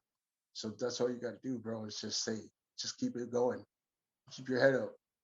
Thank you, man. I appreciate that. I Yeah. appreciate that. Much love to you, man. Thank you. Derek, just so you know, I know you popped in later, but the other speakers also shared some tears too. It wasn't just okay. Yeah. Dude, yeah. So you're not the only one. Okay, yeah, I hella struggle with it, like especially because me, I'm not like a man's man, I'm not macho. I don't know how to fix cars. I don't watch sports. I don't work. You know what I mean? Like, so already I just feel like not very masculine. And then now I'm also like sensitive. I cry easily. I was like, oh, great, even more so. Like, I'm all embarrassed. But no, you're right, and I appreciate that. Like when guys like when they encourage me, and when they also like are vulnerable enough to so like, and yeah, I don't know why till this day. I mean, I've seen it a lot already at this point. Like, just I really like I'm true. I feel blessed or like appreciative when I see guys are like real with their emotions, and so like I've seen quite a bit, and I don't know why I still struggle with it. But I'm a work in progress. One day I'll be okay, but I'm still working on that right now. Oh, you're good. Jason, you want to share? Yeah, just thanks for being you, brother. Honestly, just so awesome. I lost it earlier and I had to regroup. Oh, awesome. Told some stories that I've never told on film. Man, that wow, I had no idea. Um, but I was saying earlier, in overcoming adversity, feel those feelings, feel them, don't push them out down, breathe. And then I ended with find a passion. This guy right here is the perfect example. I mean, dude, you've taken it to the extreme. You're living your passion. That's what we all want. We all, part of us want to be you right now. How freaking awesome is that? Thank you, So man. thank you. Thank you for doing that. And just, even if you can just find your passion for 10 minutes and go do it, it will open you up. You'll start to blossom. You'll start to regulate. And just Derek, thanks for being a perfect example of that. You're amazing. Thank you, man. I really appreciate that. Thank you. Does anybody have any questions or just wanted to share feedback with Derek? I'm truly grateful. So a lot of the speakers you guys don't know, these guys are super, super busy. And so the fact that I have them, it's like gold, and it literally is like finding a Pokemon. So if there's any questions that you guys wanted to share or give feedback, so in the chat, Jacqueline shared, Derek, thanks for reminding me to connect to the artist in me. Hey, yeah. Don't let that child die and you just, hold on to that. Jessica wants to share something. Yeah. I'm going to try not to get emotional too, because I've always had a hard time expressing myself too, until I met people like Dazzy and some of our other friends around us. But I remember hearing them tell me, like, it really is a strength to be able to let yourself feel that and let it all come out, and so even though you've probably heard it in the past, like, don't cry, don't be a baby, blah, blah, blah. Remember that sharing your heart like that is power. You're just giving that power to the next person, and sharing your heart. And for me, like, to hear you share your heart, and especially because I love your art and I've shared that with you when I met you here, it just really just brought you more to life now that I was able to be a part of this. And it like I said before, you've actually reignited that fire, because earlier Desi had mentioned something about how some people were afraid to take chances on themselves, and opportunities have passed. And I might have shared with you when I met you that I've had tons of opportunities and I was way too afraid to share that. And was like 12 years later, I'm finally opening myself up again and letting people see what I draw, and taking chances. And especially you having the same start, like, I dealt with depression too. I mean, not that anybody really knows, but and it's hard to let people see that part of you, especially because they see the art, and they see the smiles and everything. But sharing the whole you, it's powerful, and it means a lot to everyone else around you. So I just wanted to say I appreciate you, and I appreciate being a part of this, because I'm sure nobody expected me to share like that. That's awesome. I appreciate that. I love you, Derek. Yeah. Thank you. Love you back. Thank you. Sometimes you don't really realize how you being you makes an impact, and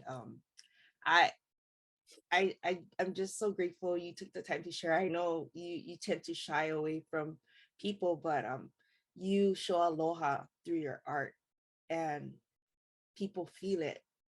You know what I mean? And so I know it took a lot of courage for you to be here, but I'm glad you are here. Yeah, I was nervous as hell. I was trying to be positive for you, like, yeah, let's go. But I was like, oh my God, this is about to happen. I am nervous as hell right now. No, but honestly, Derek, everybody's nervous. It's just some of us, we've been speaking and we've had practice at Yeah. and I think because you came in later, you didn't see the other speakers are crying.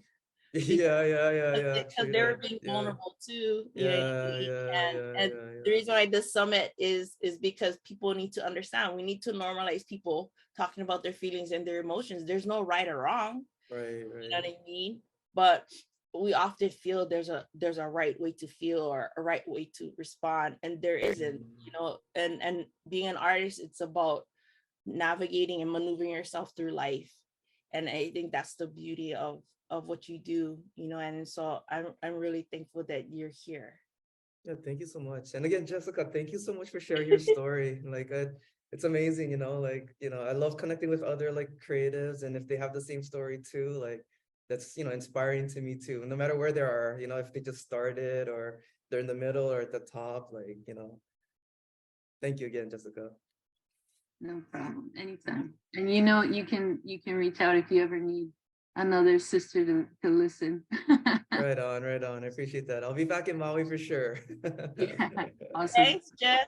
Guys, I've known Jess since she was a teenager, and now we're both in our 40s, because when I met her, I was in my 20s. And so thank you, Jess, for sharing. I know it took a lot of courage. I'm so proud of you. So Karen is going to do an affirmation.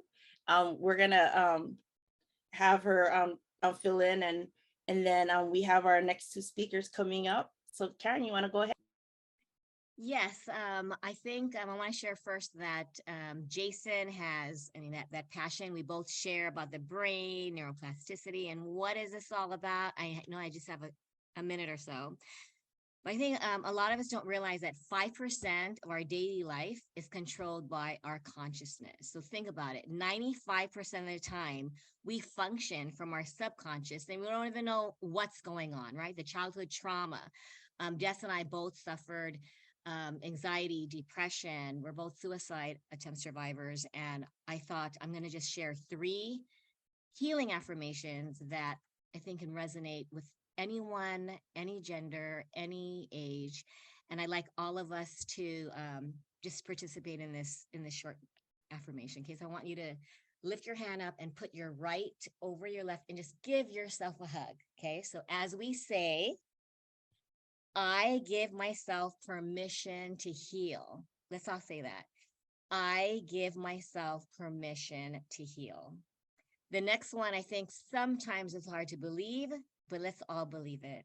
My body knows how to heal itself, and I trust the process. I think a lot of us, sometimes I don't trust the process. Des reminds me. So my body knows how to heal itself, and I trust the process. So now let's switch the other way. If you have right over left, put left over right and give yourself a tight hug. I just realized when a lot of the speakers were saying, that they have a hero that filled their cup. I think a lot of the students that I share, that I teach, do not have someone to share, to fill their cup. So teach everyone that you meet to give, it's a self-love, self-compassion that Des and I always talk about. The last one is, I am willing to be at peace with myself and others. I'm willing to be at peace with myself, and others, sometimes you might not be willing to, but just keep saying it. You know how affirmations are? You say it and you think, is this crap? Why don't I believe it? But keep doing it. Rewiring your brain, right? Jason always says, just takes time, and you're just constantly reprogramming. So thanks, Des, for letting me share that. Oh no, thank you so much, Karen, for doing it. Yeah, guys, definitely affirmations. And a lot of the speakers said, to practice self-talk.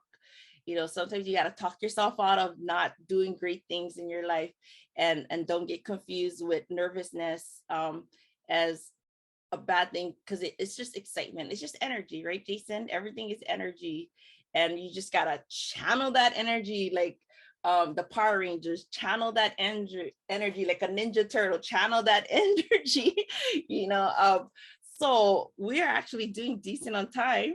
I'm going to move forward. So our next speaker, where is he? Oh, yay, there's no horn. Oh, so Ricky. So our next speaker is Ricky LaCorte. I just came back, me and Karen just came back from going to California. We did our first speaking event outside of the Hawaiian Islands, and that is definitely a dream come true. And Karen even got to see slots at the SeaWorld park. And I don't know if you guys ever seen Zootopia, the slot, and how the slot moves. Well, this slot, there were two. This slot, one of the slots, the thing moved so fast, I was shocked. I was like, whoa. And I think like this year is for Karen and we always say just be slotty, like just be a slot, because when you look at the slot up close and personal, they're just genuinely happy, like they're just chilling. And I think a lot of times we just want to go and move fast, like the hare and the rat, like the hare and the tortoise, that we don't slow down long enough like a slot to realize like, man, I'm so happy, like I just did this, and like just really embrace the journey, the relationships, the sunset, the sunrise, and smell, like the fresh air. For some of us, we don't have that. You know what I mean? And so just the ability to do that. But yeah, so we were able to go to California for 1 week, and I was fired up. And so I'm so thankful for Ricky LaCorte for welcoming me. I was nervous and asking him if I could come out to LA because I was like, it literally, guys, I had that dream for like 6-7 years. And so the fact that he said yes, because he's a keynote speaker, he's a speech, a coach. He is also an entertainer. He can sing, and he's a music DJ, and also an actor. He is doing everything that brings him joy. And Karen and I finally got to meet him, and it was fun. If you follow me on TikTok, you can see the result of it, but we got to sing The Prayer and Never Enough. And it's on TikTok. You won't find it on Instagram or Facebook, but yeah, so Ricky, are you here? So guys, with further ado, this is Ricky LaCorte.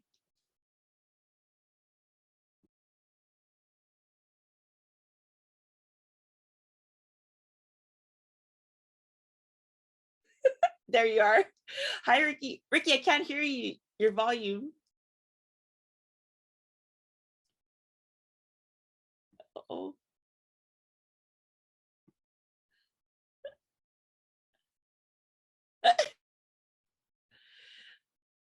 It's weird because it's not muted. I don't know. It's the volume thing, Ricky.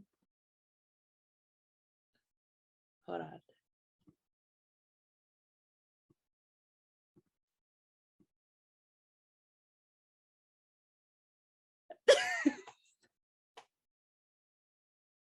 What is the chances this happens? This has never happened. Jason, do you guys hear him, or is it just me? I don't, and I had a challenge with my audio. It wouldn't connect to my headphones, and that's why I had to take them off and just use the normal speaker. So I don't know if that's it. Oh, okay. If you have hidden. There it is. Yay! Okay, everybody, this is Ricky Laporte. Hey, I'm just following greatness. I'm following Lee because this brother ran into a power outage. I got a mic issue. That's nothing, okay? And I'm prepared. That's the reason I got the glasses on is because, man, after listening to Lee, after listening to Jason, after listening to Derek, Jeff, and then Jessica, oh my goodness, I don't want to shed my tears. And I know this is a healing summit, but damn, I didn't know I was going to be healing from using this from wiping my face, listening to your amazing stories, guys. Kid, let me go and take this off. Be with you guys. And the first thing I want to say is, straight off the bat, before we get into any questions, is I love y'all. And I mean that from the bottom of my heart. I love y'all. I know some of us haven't had a chance to meet one another yet, but that's one of the most underused things, phrases, emotions that we can ever give to somebody else. So that's the first thing I'm gonna start off with. Now, Des, go ahead and whoop on me, girl. Well, I wanted to ask you, what is like the challenges that you went through that guided you to get to this point? Because you do a lot of things, but what I learned, because me and Karen were able to finally meet you in person, is you just do what you love. And I think a lot of times people shy away from it, especially if it's artistic, performing arts, or creative. What enabled you to finally say, you know what, I'm just gonna go for it? Because you've gone in parts, you know what I mean? Well, similar to my younger brother over here, Derek, and I gotta bring this up because I'm proud of this dude. I'm proud of all these men in here, all these men sharing. But more importantly, Derek, the reason I bring him up is because the art is from his heart. And I don't say that just to be rhyming. I say that because even before he put it on the paper, it was in here, and he had to be courageous to do it. Now, for every single one of these men in here, Jason, who started us off, and Jason, you're an amazing dude. I had a great time speaking with you and meeting these awesome men. Now, with me, if you were to ask me what made me who I am today, if you were to ask me, oh, what were the great days in your life growing up, that would be a very short list. Now, the fact that you asked me what made me the man I am today, it's definitely the hardships. Similar to a lot of our men in here, I grew up in a very tough part of town. And there's only one way to say it. I grew up in Long Beach. I can't say it any other way. I don't know why we got to say it that way. Because if you just say Long Beach, it doesn't come across the same. It doesn't come across as gangster as it should be. But growing up in a tough part of town, in a tough neighborhood, in a tough upbringing, that is what made me who I am today in a nutshell. But let me go ahead and describe that. My mom, if anything, I'm going to go and point this out right away, is probably my greatest hero, because not only was she my mom, she was also my dad. And you're probably wondering, what do you mean by that? Well, my dad wasn't around.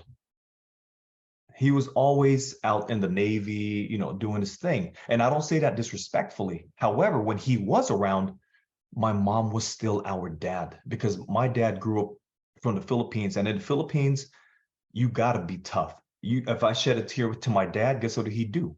He'd whoop my ass even more. I'm like, what's wrong with you? Why are you crying? Hey, Dad, I'm feeling sad. Well, find something happy. Wow. My mom was the equalizer. So growing up, a lot of my, I'd say, progress in my life came from my mom, as well as other heroes in my life. Not only those heroes that we applaud, such as the Martin Luther Kings, the Abraham Lincolns, and all these massively powerful men, Tony Robbins and whatever.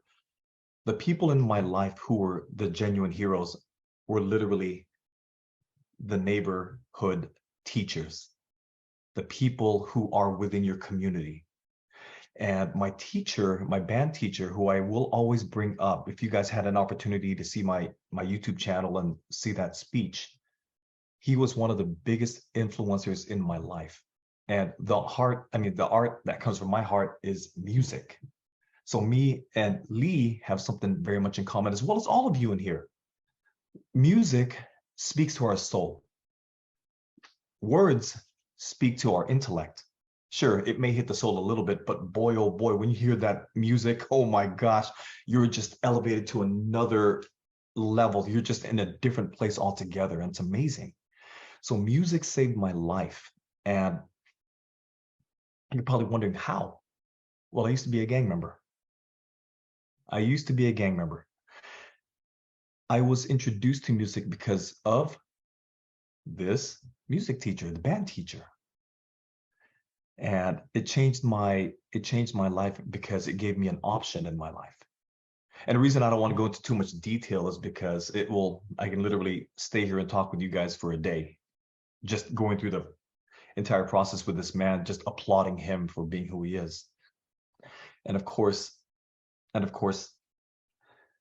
when I got into music, the reason why it changed my life is because it gave me an option outside of the gang that I had not realized. It gave me a chance to see another realm, another area in my life that I've not I've never what is the word I'm looking for? Come on, Des, help me out. Explored. Thank you. Yes. It wasn't an option. It wasn't an option. Yeah. So it gave me a chance to explore. But the reason why, and I'm gonna go back to a little bit of your question, Des, with regards to why do I do so much? Well, everything I do has to do with speaking and entertaining. Every single thing that I do in my life falls within that realm. So speaking and entertaining, you are communicating. You are sharing.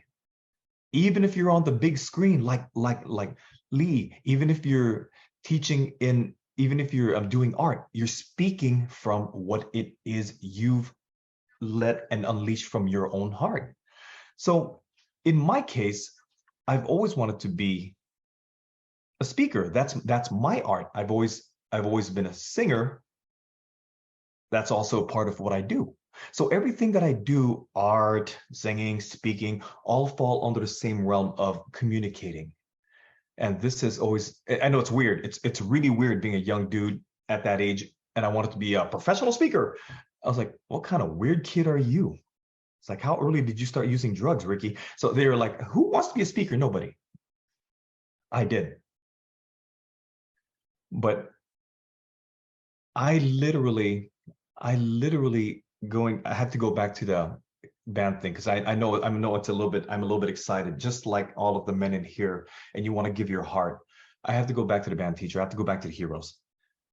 Without these heroes in our lives, I wouldn't have been able to change to become the person I am today, who's so excited to share about everything. However, we need to find these people. We need to embrace these people. And ultimately, similar to what Jeff said earlier, we need to leave that legacy. We need to leave our essence. And once you discover that, then you have to talk to Jason, who's going to talk about how to make your mind more elastic to learning what it is what you need to learn. And that's when you talk to brothers like me, Lee, and Derek when it comes to overcoming your feeling inadequate. Because until this very day, and I speak honestly, to this very day, people doubt me. They're like, oh, Ricky, you won 4 times? You got lucky 4 times. Try it for a 5th, see what happens. To this day, I am doubted. But you know what? Being an adult now, we have options and we've had enough life experience to choose how we react to that. So the way I react is, I love the fact that you doubt me, because our doubters and haters are our greatest evaluators of ourself, not because they say something that's wonderful, of ourselves. We need to prove to ourselves that I can do it. And I will do it, no matter what the circumstance, no matter what the risk, and no matter what the outcome. What does that take? Ridiculous courage. So anybody in here today, I have nothing but love for every single person in here today, because you guys are amazing. And this is why we almost kidnapped him from California and brought him back on an airplane to Hawaii. So Ricky, real quick, can you explain to people, like, what do you suggest for someone in this group who's creative, who don't even know where to begin, and kind of like you were saying, I think it was Jason, or gosh, you guys all have, I forget who, but like, it's important to do what you love, even if it's for 10 minutes in a day. I think it was Jason. What do you recommend for someone who maybe they're like, you know what, okay, fine, this is the year, I'm gonna do something that makes me happy, that I didn't, because maybe people might say, oh, I'm too old for this or whatnot. What do you recommend that they do as, like, something to launch off a little? That's a good one. That's a fantastic question. Okay, this is what I want you to do right now. Whoever's got their video open, unmute. Everybody that's got their video open, unmute.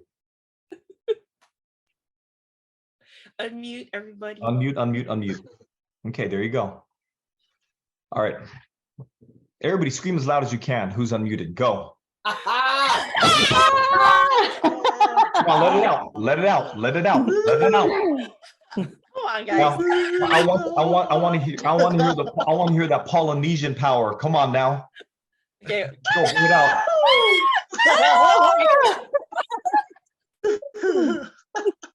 What's the Jacqueline? I love it, Jacqueline. She said, "Nope, I'm not turning my video on, but I'm going to scream." Thank you, Jacqueline. People are at work. That's why they're not in meeting. No, my no kids are problem. freaking out. Now, you're probably wondering what's the purpose behind what I did. Because I love what you said, Des, when you mentioned, oh, this is my year. Forget about the year. The year is of no consequence or no importance. The most important thing you could do is take control now. Now, you guys put yourself in a very awkward position by screaming because it's something that you're not accustomed to and somebody putting you on a spot. But you did it. So similar to your own dreams, which I believe is more important than my goofy butt making you scream, is something you should take that risk anyway. Why? Because we're not guaranteed tomorrow. We're not guaranteed next year. We're guaranteed this moment we live in right now. So what are you going to do? That's the question we got to ask ourselves. I don't want to say, well, next year I'm going to go to Kauai. No, heck no. If I got the money right now, I'm going there, next week. But my point is, do what you love and live every single day as if it's your last day, and educate yourself as if you're going to live forever. That's the way I live my life. So at this moment, I am mindful, I am connected, I am 100% with you. I'm not thinking about, oh, I got another speech, or I've got another thing that I'm going to take care of. I'm here with you now. I don't want to ever forget this moment. So for you listeners out there that want to do something with your life, don't think about next week. Every single moment, I'm not even going to say day, every single moment matters. What are you going to do with it? What's your next move? Why are you afraid? The biggest thing I'm afraid of is regret. And the biggest deterrent to regret is action. So if you love what you do, damn it, do it. That's all I can say. You got this. Baby steps, baby steps, baby steps. I hope that makes sense. No, that does. And I appreciate it. Guys, yesterday is the only thing that's guaranteed. Tomorrow's not even here yet. And so does anybody have any questions or feedback for Ricky? Because we have another speaker after him, and he's at work, so I can't like this one. Does anybody want to share? Oh, Jason, go ahead. Just do it, brother. Just do it. Right on. Dad, did you want to share any feedback with Ricky? I know you're coming up next. Or are you just getting situated? Yeah, I'm just getting situated. Okay. Does anybody want to share anything or have any? Yeah, if anybody has any questions or anything, please. I'm more than happy. Lee does. I do. Lee. Yeah, appreciate it, man. What you said, a lot of great stuff, and man, those are the words of inspiration, definitely for sure. And I love that what you're sharing, man, your experience and everything.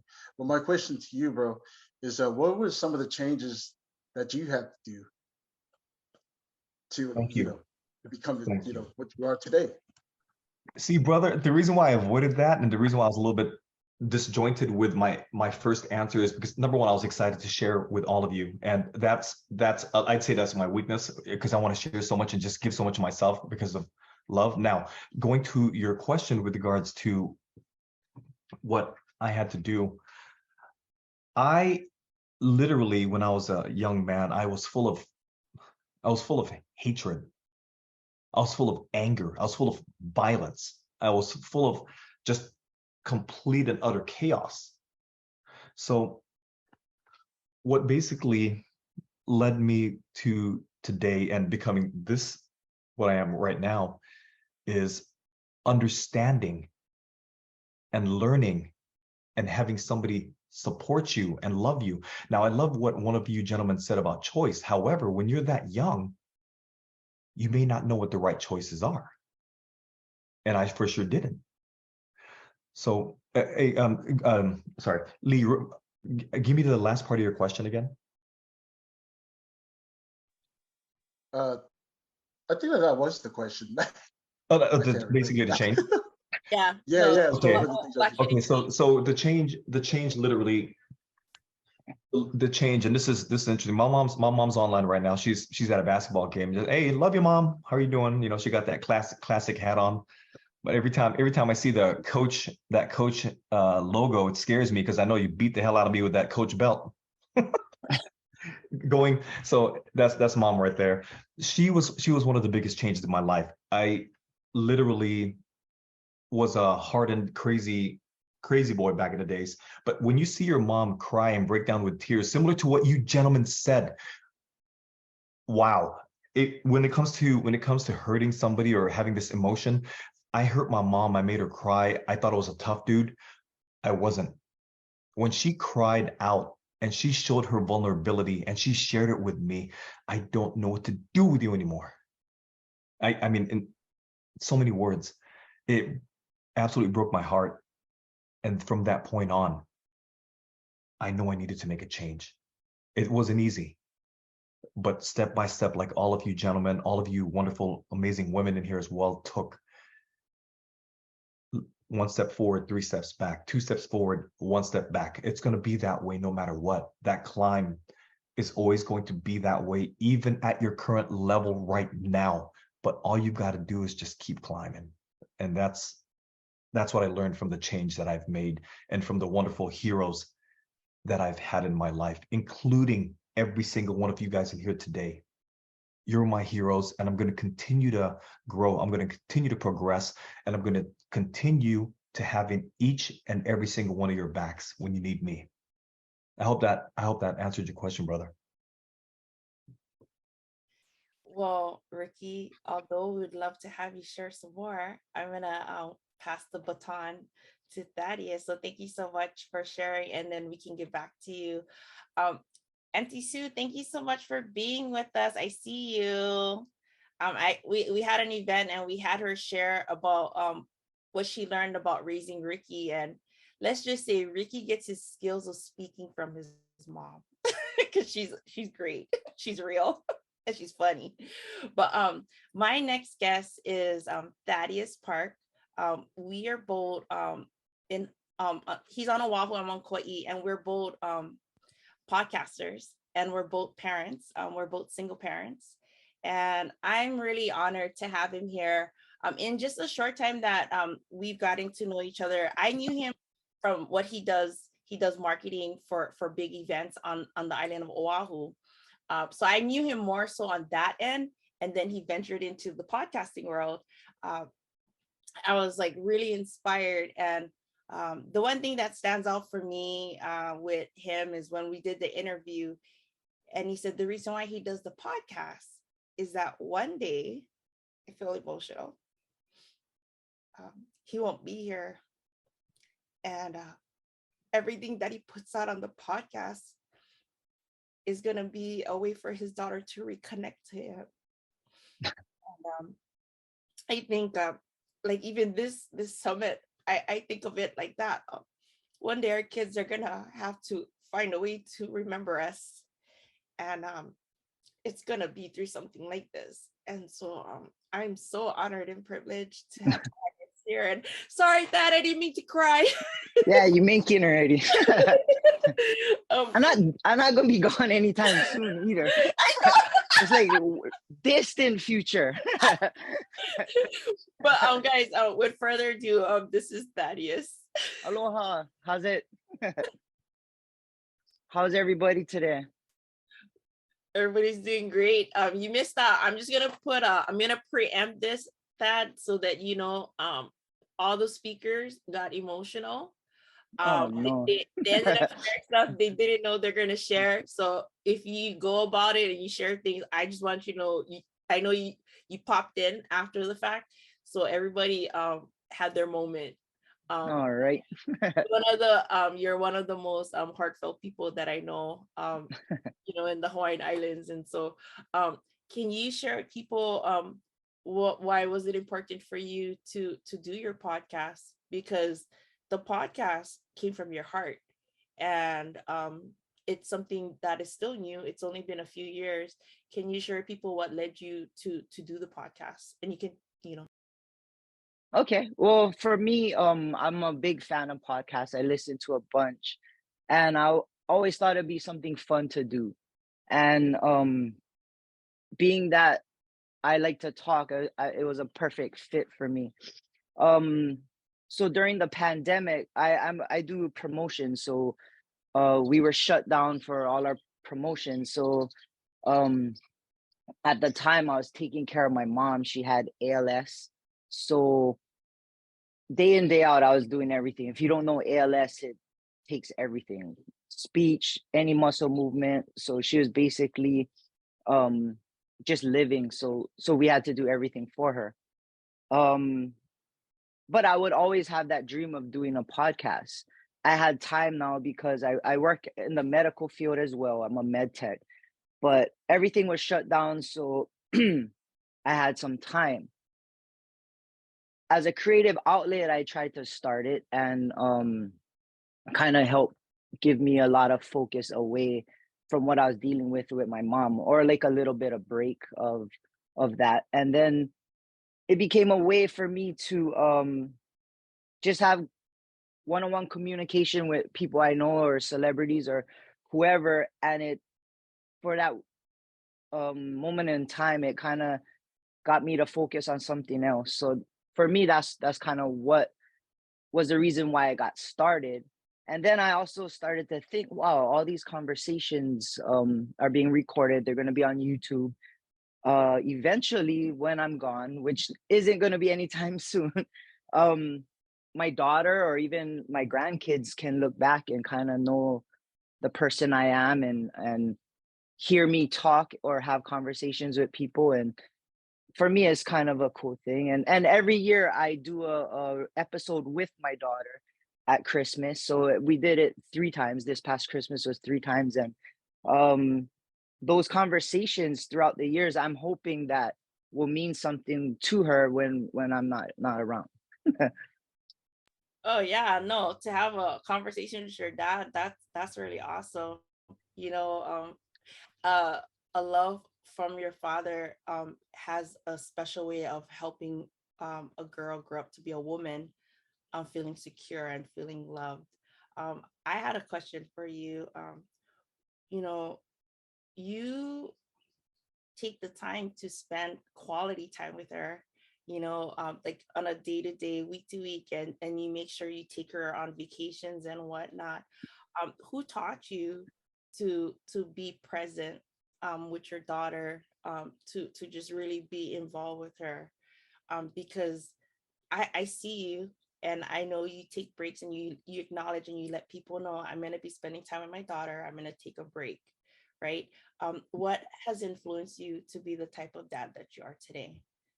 For me, it's just I just like being around my daughter for one. So like that alone, like it's something I want to do and I choose to do. Anybody can say they're busy and kind of structure their life to making money or to being successful. But I always think, if you're super successful, what are you successful for? And that's to provide and be available to your family. So if you lose your ability to be around your family or do stuff with your family because of success, to me, you're not really successful. So I've learned through the example of my parents that it's important to be there for your kids. When I was growing up, I would play football or soccer, or I used to fight, and every aspect of my life, I could always look up in the stands and see my parents. To this day, those images are in my head for life. I have pictures and stuff, but they were always my biggest fans. When you're growing up, you really don't appreciate those kind of situations. And as you get older and you get to do them for your own kid, you appreciate what your parents did and realize the example that they left behind. I had great parents, so I know that if I follow their example, I'm gonna be a great parent. I think that's my biggest influences. And being I'm a single dad, I have custody of my daughter. To be honest, failure's not an option. Like, I gotta be the one for her, or she's not gonna thrive. So my biggest motivator is her success as a human. So I guess that would be it. No, that's cool, and I think it's great. I think oftentimes, I'm a single mom and I'm a mom. I think a lot of times we always hear the mom side, but I really wanted people to highlight like a dad side, a dad's perspective, and how you do what you do and whatnot, because it is important. Like we know that we're raising our son and our daughter from a boy and a girl to a man and a woman. Like, as much as in our heart they're always going to be our baby, Yeah. we have to prepare them if they decide to get married or be in a relationship. We don't want them to be so dependent on us that they can't cook and clean and be able to be independent. And so I think that's something that you do that I really admire. Thank you. Yeah, it's definitely something that I take real serious, and being a parent for me is probably the best thing that ever happened. So I try my best to. I mean, you're always gonna make mistakes, but I learn from them, and I definitely, like I said, failure is not an option for me when it comes to my daughter. No, I love it. Me and you, we were able to talk stories earlier in the week, and I wanted you to share about a lot of times they tell guys, or we were like, they were raised to believe you got to be strong. One of the things you shared with me is like, when you're alone, you cannot be fake to yourself. And Yeah. and it's okay for you to be weak, and it's okay for you to cry, because that's you. That's your relationship with yourself. Can you explain to people what you're sharing with me about that part of it? Like when you're by yourself, this is you. You can't fake Well, yourself. so what I've learned through martial arts is that you can't lie to yourself. So say you have a fight coming up and you're training for the fight, and you skip out on your run, or you skip out on certain training sessions to get ready for the fight. In the back of your head you missed those things. You didn't do everything you could to be ready. So when you're in the ring and you're competing, like, who you gonna fake out? Like, what you did, so you can't lie to yourself. So I kind of use that same aspect in life. Like, whatever I try to do, I can't lie to myself. So if I'm real to myself, it's easier to be real to everybody else. There's times where I was sad or depressed, and I can't fake it to myself, like, oh, nah, it's nothing, it's not a big deal, whatever. I felt that if I could embrace my feelings and emotions and find ways to let it out and let it go, that was more beneficial than to just hold it down and pretend it's not there, if that makes sense. Yeah, I agree, because we were talking about, like, you just let it flow through. Yeah, then coming out of it is going to be better than if you stuff it, or you act like it's not there. You know what I mean? And then even like what we were talking about, you can get feedback from your friends, your family, and whatnot, but ultimately it's you. You have to make that decision, right? Yeah, and it becomes like your own choice. Like you gotta want to heal from whatever is making you sad or depressed or whatever, and it is a choice. It also is a choice to get help. Like if you have friends or family, you can choose to open yourself up to them. And a lot of guys, especially local guys, they don't want to go around their friends, be like, oh, yo, bro, I'm feeling bummed out, because you show weakness. For me, I'm blessed to have a few friends where I can show my vulnerability and be weak around them, and they can help lift me up, and I can do the same for them. It doesn't mean that I'm not macho or I'm not a man or I'm not strong, because the strongest people have the same feelings as I do, and there's ways to let it out. Like there's techniques or things that you can do to let out how you feel. Like I cry, like okay, I could feel like, oh, that could be weak, but I guarantee when you cry and let out that emotion, you feel better, or at least I do. Like I had to deal with my mom having her ailment, and she's gone now, and focusing on her ailment and all that she struggled with doesn't help me heal now. So I try to focus more on the fun things we did and the things she did when she was alive, and that kind of helps take away the pain when I'm thinking about her not being here, if that kind of makes sense. It's always a matter of choice. It's just if you have the strong enough mindset to choose yourself away from the negativity. And also, time heals. There's no way around it. There's no magic. There's no secret words I can tell or somebody could tell me, but time kind of heals everything, if that makes sense also. No, thank you. And I really appreciate it. I know you were talking about your mom, and her passing. And sometimes you go and you go places that she used to take you. Yeah. Like you feel her with you, her presence with you. It's not at the grave. It's going places where you guys have memories, good memories with your daughter and your dad and stuff like that. And that helps you to cope, with the grief. Yeah, it's weird because I really don't connect with my mom when I go see her at the grave. That's where her body's rested.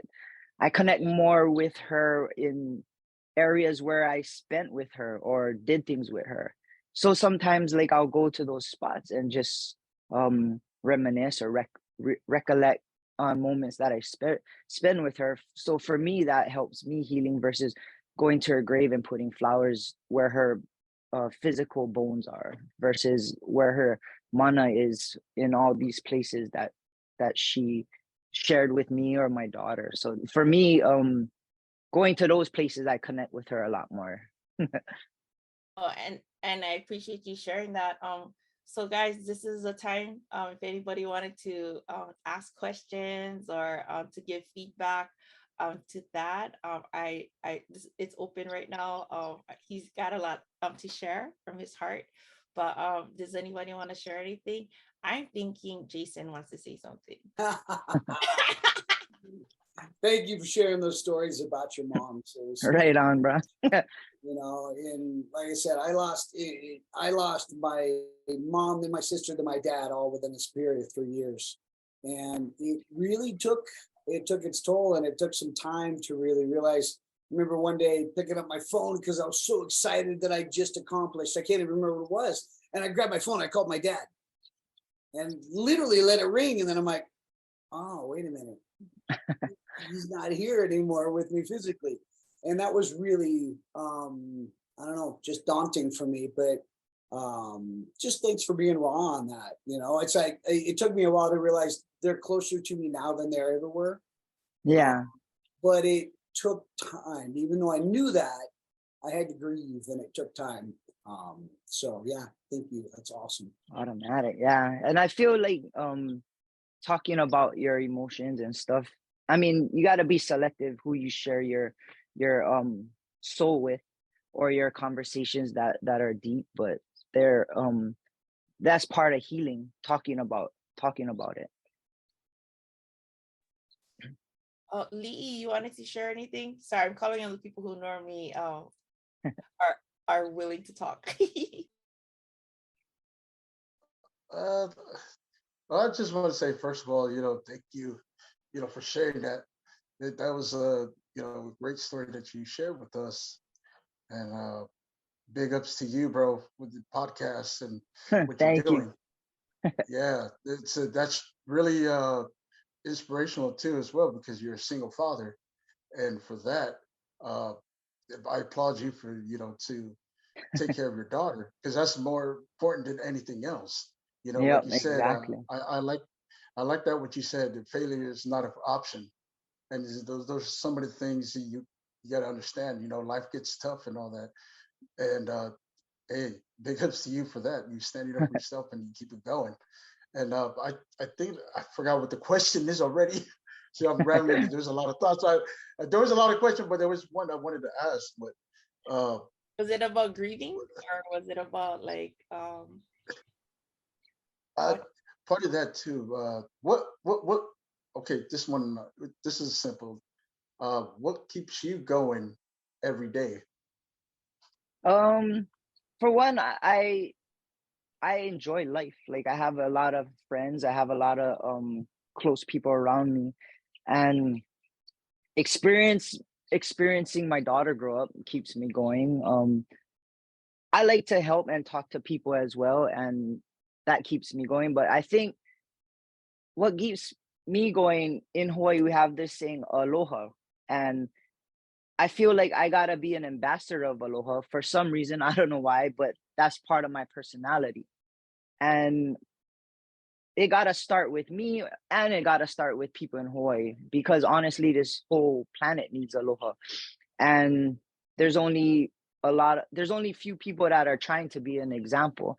I feel for me, it's part of my responsibility. So that also keeps me going as well. But my biggest thing is, like, I like life. God gave me this gift to be here and experience everything that he put into it. And I guess it's my responsibility to keep going. Um, no, thank you. And I feel the same way too, like through the podcast. I think that's something we have in common. It's about bringing aloha globally. You know, people need to understand that they matter. I think that's what it comes down to. Yeah, That we all get one story, but the story doesn't.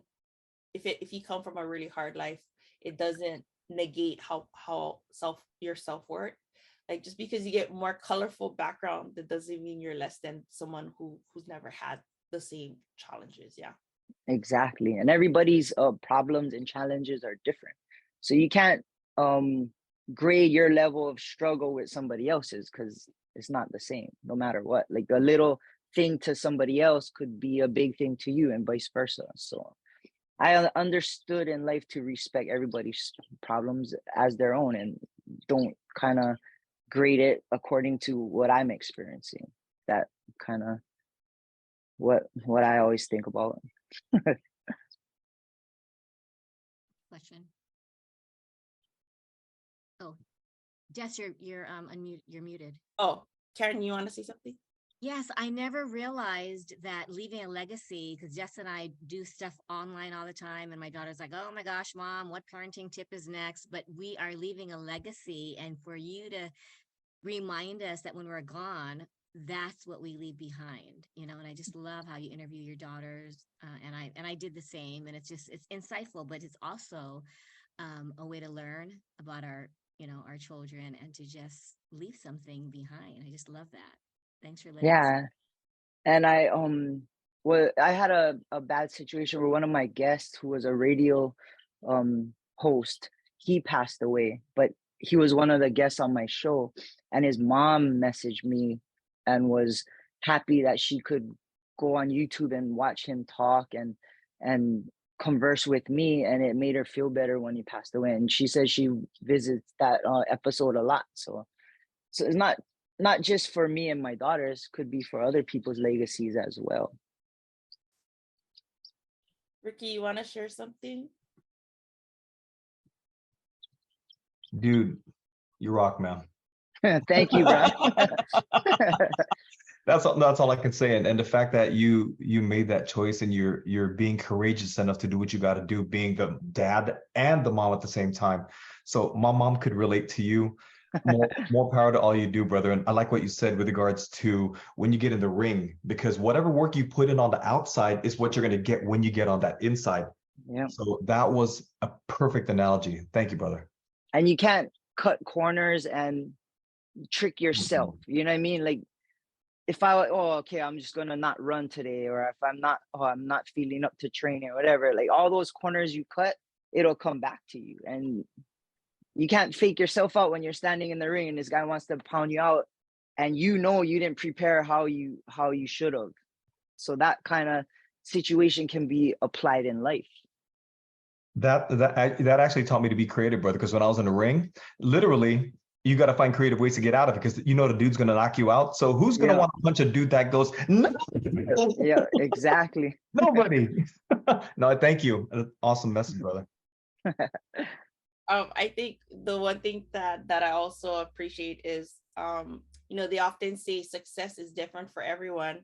And, you really shine as far as explaining that, investing in your child is really successful, because like you help build the foundation and letting them know just how much they're loved. And so when you push them out into the world, because they got to go into the world eventually, they have the confidence to know that, yeah, okay, I you got that on me, but I'm still worthy of being in this place. I'm here because I belong. And I think I really admire how you're fully invested, in her personal growth. And I'm sure you're her hero too. I better be. So that, if you can hang around, I know you're on a break and whatnot. The next person we're gonna have. So thank you so much, Tad, for your time. Yep. Hey, thank you for having me. It's been an honor, and I like hearing everybody's stories. And this is important. These things are important. It could help touch somebody else or help them get through something. And I love what you're doing, and keep doing what you're doing. And like I said, you spreading aloha. It all starts here. Thank you, Dad. The next speaker is also from the Hawaiian Islands, from the island of Maui. This is Sergio Jaimes-Vigaray. He's currently in Sacramento, California. He was hopping around in Hawaii from Maui to Oahu. He actually is familiar. He knows of that, and now he's in Northern Cal. But the reason why I was excited to have him is, he talks a lot about using your energy and, being positive, but he's also real about that. We're not going to always be positive, and we're going to have our downtimes, and it's important to be able to communicate and express yourself, because if you don't and you hold it in, it's going to affect your health.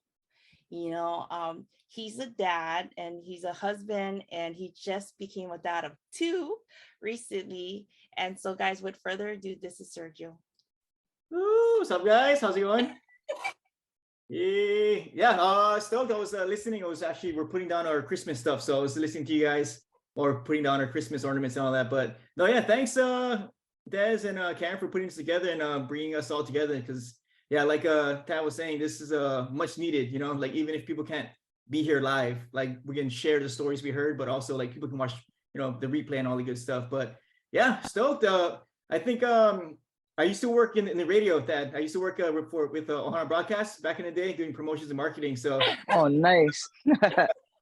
Back in the day, doing running around, getting all boss. Yeah, I know the feeling. yeah, but no, yeah, it's super stoked to be here, dude. It's like the whole pandemic, it's pretty nuts, because I met so many solid people, like especially Des. Yeah, like I got to connect with so many people, and it feels good just to be here. You know what I'm saying? The energy, like what we say, like the energies being shared, and stories, especially the stories. Yeah, like us there sharing our stories is super important. But yeah, you want me to go in forever? I can just go on and on, but yeah. No. Okay, so I wanted to ask you, because I'm familiar with all of you guys. You've had a journey getting to this point in your life. And it hasn't always been easy. You know what I mean? You went through your party days, and then you transformed, and you took off, and now you're there. One of the things we talked about when we were talking stories earlier in the week is the importance of your roots. Can you explain to people about, no matter where you go, your roots is important? So can you explain to them what you're explaining to me? Yeah, just because I've been drinking Kava for a minute, and then I just decided to like share Kava to the world. You know what I'm saying? Because it helped me big time. And for, as I was drinking my Kava one day, I was like, oh shoot, because for Kava to be grown, you got to take the roots and replant. Yeah. So I started thinking about my own journey, like, from, being born and raised on Maui. And then after that, went to UH on Oahu. And, so I took the roots from Maui, growing up there, my experiences, how I grew up, and I brought it to Oahu. Yeah. So basically, which was like big city for me. It's like moving mainland. But yeah, so then lived there for about 10, 11 years, and, planted, those roots on Oahu. So cultivated relationships, my experiences and stuff. And then my wife got pregnant, and she's from the Bay Area. So we moved to the Bay. So I took the roots from Maui and Oahu. So my experiences from, my childhood, and then, my 20s, I spent my 20s on Oahu. Yeah. So there brought that experience and brought it to the Bay, and then spent 6 years in the Bay Area. And then there's like, the roots of Aloha, especially moving mainland, dude. It was like full on culture shock. Cause like, like you walk by, may live mainland, like I would make eye contact and like throw shock if someone looks at me, or do like the head nod or like smile, but it was like, oh shit, like I don't know you, you know what I'm saying? But I was like, oh, I forgot, I'm not in Hawaii anymore, But yeah, it was, but I was still, just being me, you know what I'm saying? Just living the Aloha energy, like, saying hi to everybody, saying what's up. But yeah, and then just keeping the nourishment of, Aloha, and, how we grew up with respect, taking care of each other, you know what I'm saying? And then especially like if you live on the mainland and you're from Hawaii, like you get like this radar, like, oh shoot, this guy's from Hawaii or like the islands or something, guaranteed, or like this person's from the island. So it's like once I speak, or like once we interact, say, oh, where are you from? It was like, oh, from wherever, Oahu or Kauai. It's like instant connection already. Yeah. So there it's like once you stay connected. What was that? Oh shoot, oh I heard something. Oh, but yeah. So basically just just staying rooted. And then I told Des the story of this guy, he's a friend now, but on my Instagram bio, I had like Hawaii, then the airplane, SF. Yeah. So he moved to Daly City where I was. And then he DM'd me, we started talking stories, like, oh, where are you from? Like Oahu, blah, blah, blah. And then like, we started talking stories, whatever, we met for coffee and stuff. And then 3 weeks in of me and him meeting, 3 to 4 weeks, he was like, hey, I'm gonna go back home. Do you mind washing my car? Like, cause he had street cleaning and stuff. So he has to move it every like every week or something. So I was like, oh yeah, guaranteed. I got you, right? He's like, oh yeah, just, give me your keys and I'll park them up by my house. And then it's crazy because like, just me and him being from Hawaii and like connecting right away through our roots. It's like that trust was already, oh, we got to take care because we're from Hawaii. So yeah, and he came back home, or he came back from home, and he brought like hurricane popcorn and stuff. And yeah, then so like now that I'm living in Sacramento, I'm meeting people from the Bay Area and Hawaii. So they're like my roots that I nourished and cultivated in the Bay Area.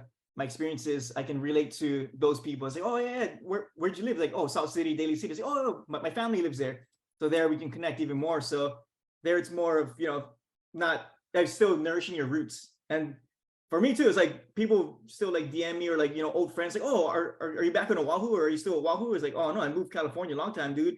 But it's like, oh, it seems like you're still in Hawaii. I'm like, oh, thanks. So they're like staying rooted to, my own like local, culture and like identity, No, and I think that's important, because like what you're supposed to do, act like you're not from home. Yeah. Like, well, I mean, it's funny, like what you say, like people are like, where you stay? You like California, like for real, like why you like this? Is like, because I always gonna have Aloha in my heart, and my ohana is always with me. What I say, what I do, it's always gonna resonate with me, right? Yeah. No, the funny thing is, like my pidgin isn't like super like my mom. If you talk to my mom, she's like full on just like pidgin action. But like for me, I had to like translate like regular like basic English from my pidgin, whatever I had. So like the first like month or so, like I don't know if it was the weather change or like me trying to think hard of like communicating to the mainland people. Like I had to like translate in my head. So like I would have like headaches at the end of the day because people couldn't understand what I was saying. I felt that way just moving to Oahu from Kauai. It's like, brah, I can't even speak pidgin because when you live townside, they don't speak pidgin. Yeah. It's like, where am I? I'm in Hawaii. Where am I? You know, and so no, so I wanted you to share that because like, you know, even for people who are on the summit or people who are going to be watching it, like it's important. You can take the good and translate it over positively into where you are today instead of letting go. Like, yeah, I can get stuff that maybe wasn't so positive, but you can still you know, take what is good and apply that moving forward. Yeah. Or even you know, my friends that I met on, you know, in the Bay, like everyone goes through obstacles and struggles, you know.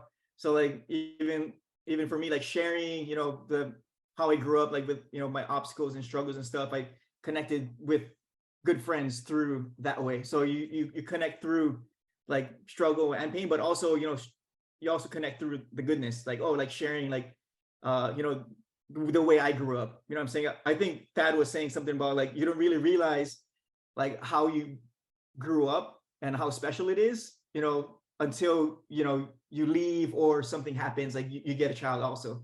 You know what I'm saying? So like it's kind of like the fish in water. Like does the fish really know that it's swimming in water? You know what I'm saying? Or is it just, oh, this is just how it is, right? Because yeah, for me, when I go back home, Maui, I remember the first time when I moved to mainland and I went back Maui, just looking in the, you know, the airplane window, I was like, oh shit, like this is beautiful. Like, man, I freaking grew up here. You know what I'm saying? And then like touching down and just like driving around town, I was like, wow, Maui's small. It's like, oh shoot. You know what I'm saying? Like compared to like Bay Area, like mainland, I was like, oh man, this is amazing. Like just being able to like go to the beach, like 5 minutes, easy. You know what I'm saying? Just go swim. So, but yeah, it's cool. It's like you said with the roots, like there I can, you know, even meeting people, you know, from Maui or like from Hawaii, I can connect through our roots, you know, or even like not even from Hawaii, like just like other islanders. Like I met like Fijians and stuff, like Tongan Samoans and stuff, and like you just get that island connection. So. Oh, I think, well, so that's how we connect. Cause I was confused too. I was like, hey, I seen you on Instagram. I was like, wait, what he said? You know, I thought you were here. And then like you said, you're in California. And so we totally like click, you know what I mean? And so I was like really excited. I wanted to ask you, you know, with like being there and then being here and whatnot, like what is your advice for people as far as like adapting to change? Because like not only language is a barrier, culturally it was a barrier, but you have to start new relationships, you know, whether it's your neighbors or your coworkers and whatnot.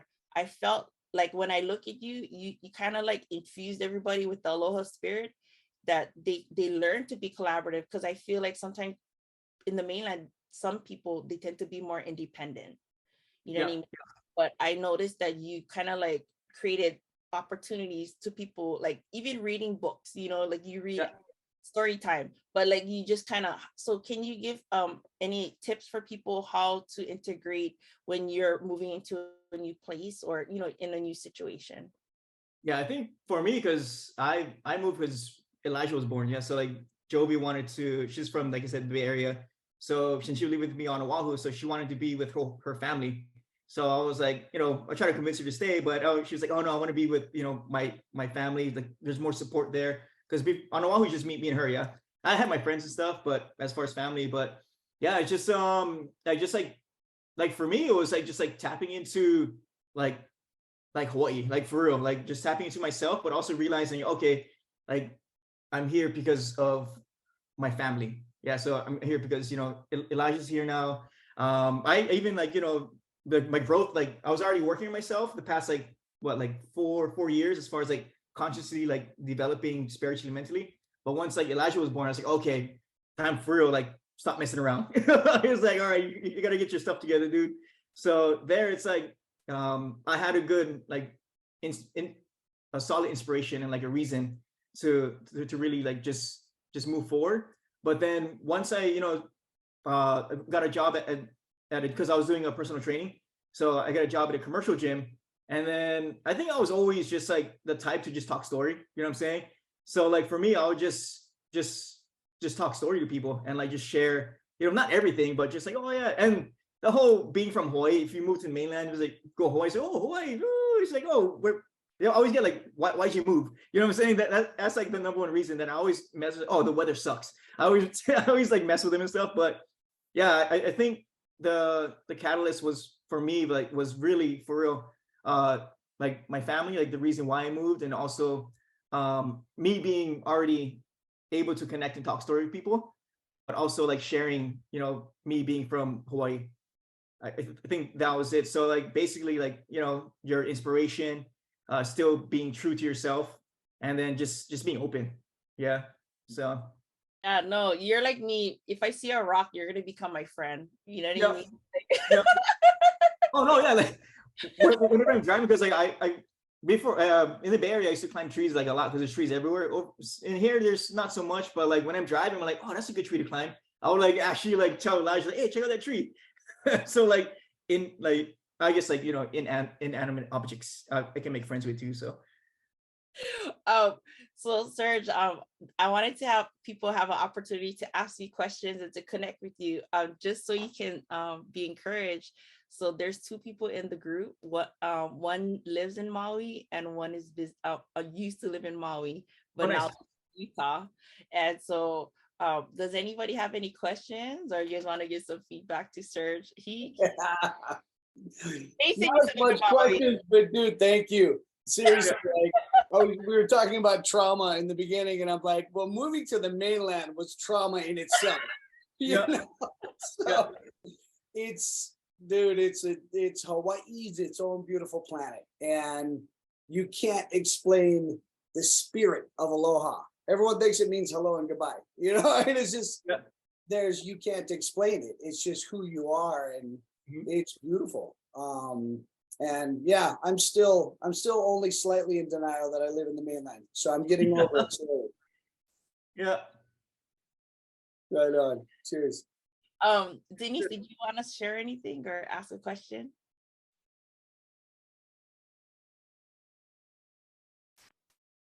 I think it's amazing that Sergio, you take your aloha and your roots with you everywhere you go. Because that's something that I've been working on too, because I was born in Mexico, but I've been in the United States, Colorado, since I was 2. So I'm kind of trying to incorporate some of my culture, my roots into my life now. So you totally inspired me, and I thank you so much. Nice. And oh yeah. Also thank you. Yeah, also thank you to all the men who shared. I am so proud of you. In my culture, it's like taboo for men to show emotions or even, connect with your child as a parent. So I appreciate you all. You've given me so many great tools to understand the men in my life, like my younger brother, my husband. So I just appreciate you guys all, love you all, and I'm so glad that this happened today. And thank you, Des, and thank you, Karen, for making this happen, and hope you guys have a great rest of the day. Thank you. That's my bestie. Yeah. Colorado. Karen, did you want to share? Because you look like you want to see something. I'm just really grateful that you've chosen such amazing men who, it takes a lot of courage, right, to be vulnerable. And Sergio, I just love your energy. I remember interviewing you, and your baby was just like a couple weeks old, and you just showed up, and you had the aloha spirit. You were sleep deprived, but you, like a lot of us, right, just show up and you just go. Continue to, just go. So thank you so much, everyone. A lot of people don't know who's dads and of the speakers in the lineup and uncles, but I can vouch that they are like the biggest fans to their children, and that's why I feel like a lot of them, they're really in tune with their emotions and feelings, because becoming uncles and dads, it taught them that I gotta be real, because if my child doesn't see the real me, then they're not gonna know how to be able to express themselves. You know what I mean? And and that I'm imperfect and I don't know everything, and you know what I mean. And so that's something I wanted to share about, you know, everyone that is on the panel, that I respect them because they really love being dads and being uncles and big brothers and cousins and you know whatnot. I don't think anybody's a grandpa yet, right, Jason? But oh, you have one. Oh, see, we have a grandpa on here. But Ricky, did you want to share towards Sergio? Only thing I can give is just applaud. I mean, awesome, awesome, awesome. Every single one of the speakers in here today have every single one of you guys have left something that's going to stick with every single one of these people that have attended, including your fellow speakers. So just keep doing this, Des. It's going to grow so big, you're probably going to have to upgrade your account to Pro or something like that. But for now, hey, Sergio, Jason, Lee, Tad, and I think Derek left, as well as Jeff. You guys are amazing. Thank you, Des and Karen, putting this together. You're welcome. Actually, Des, I had one last thing to say about Ricky, because Ricky has volunteered his time to make a difference to 2 of my students. He did not even have to do that. And these boys who are struggling just connected to him after speaking with him the other night. So thank you so much, Ricky. I mean, I think some people are destined to make a difference in children's lives, whether they're, you know, dads or uncles, or they're meant to be there. And I just really appreciate Ricky for doing that. So everyone on this panel, just amazing, amazing. So grateful. Oh, no, thank you so much for sharing. Yes, Ricky, you don't have to be a dad or an uncle. But you are an uncle, I know that for a fact, to be able to have an impact. And, you know, I often tell people, children can be born from your heart. In the Hawaiian Islands, we call it hanai, like adopted. And so a lot of times we hanai people as our brother, our sister, our mom, our grandma, and whatnot, because we know that ohana is not just blood related, guys. It is a choice to love, to trust, to connect, and to believe. There are some people that we grew up around, as much as we love them, blood related, they're not always equipped or capable of loving us because maybe they haven't healed, you know. And I think that is one thing I've learned is ohana is you choose the people that are part of your life, that have positive energy, positive vibes.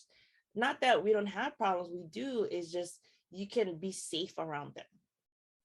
That is what I feel is true ohana, you know. And I just wanted to say thank you so much to Jeff, to Lee, to Jason, to Sergio, to Derek, to Thad, and to Ricky for having the courage to share the things you did, and more than you thought you were going to share, because we need to the horn is going off again.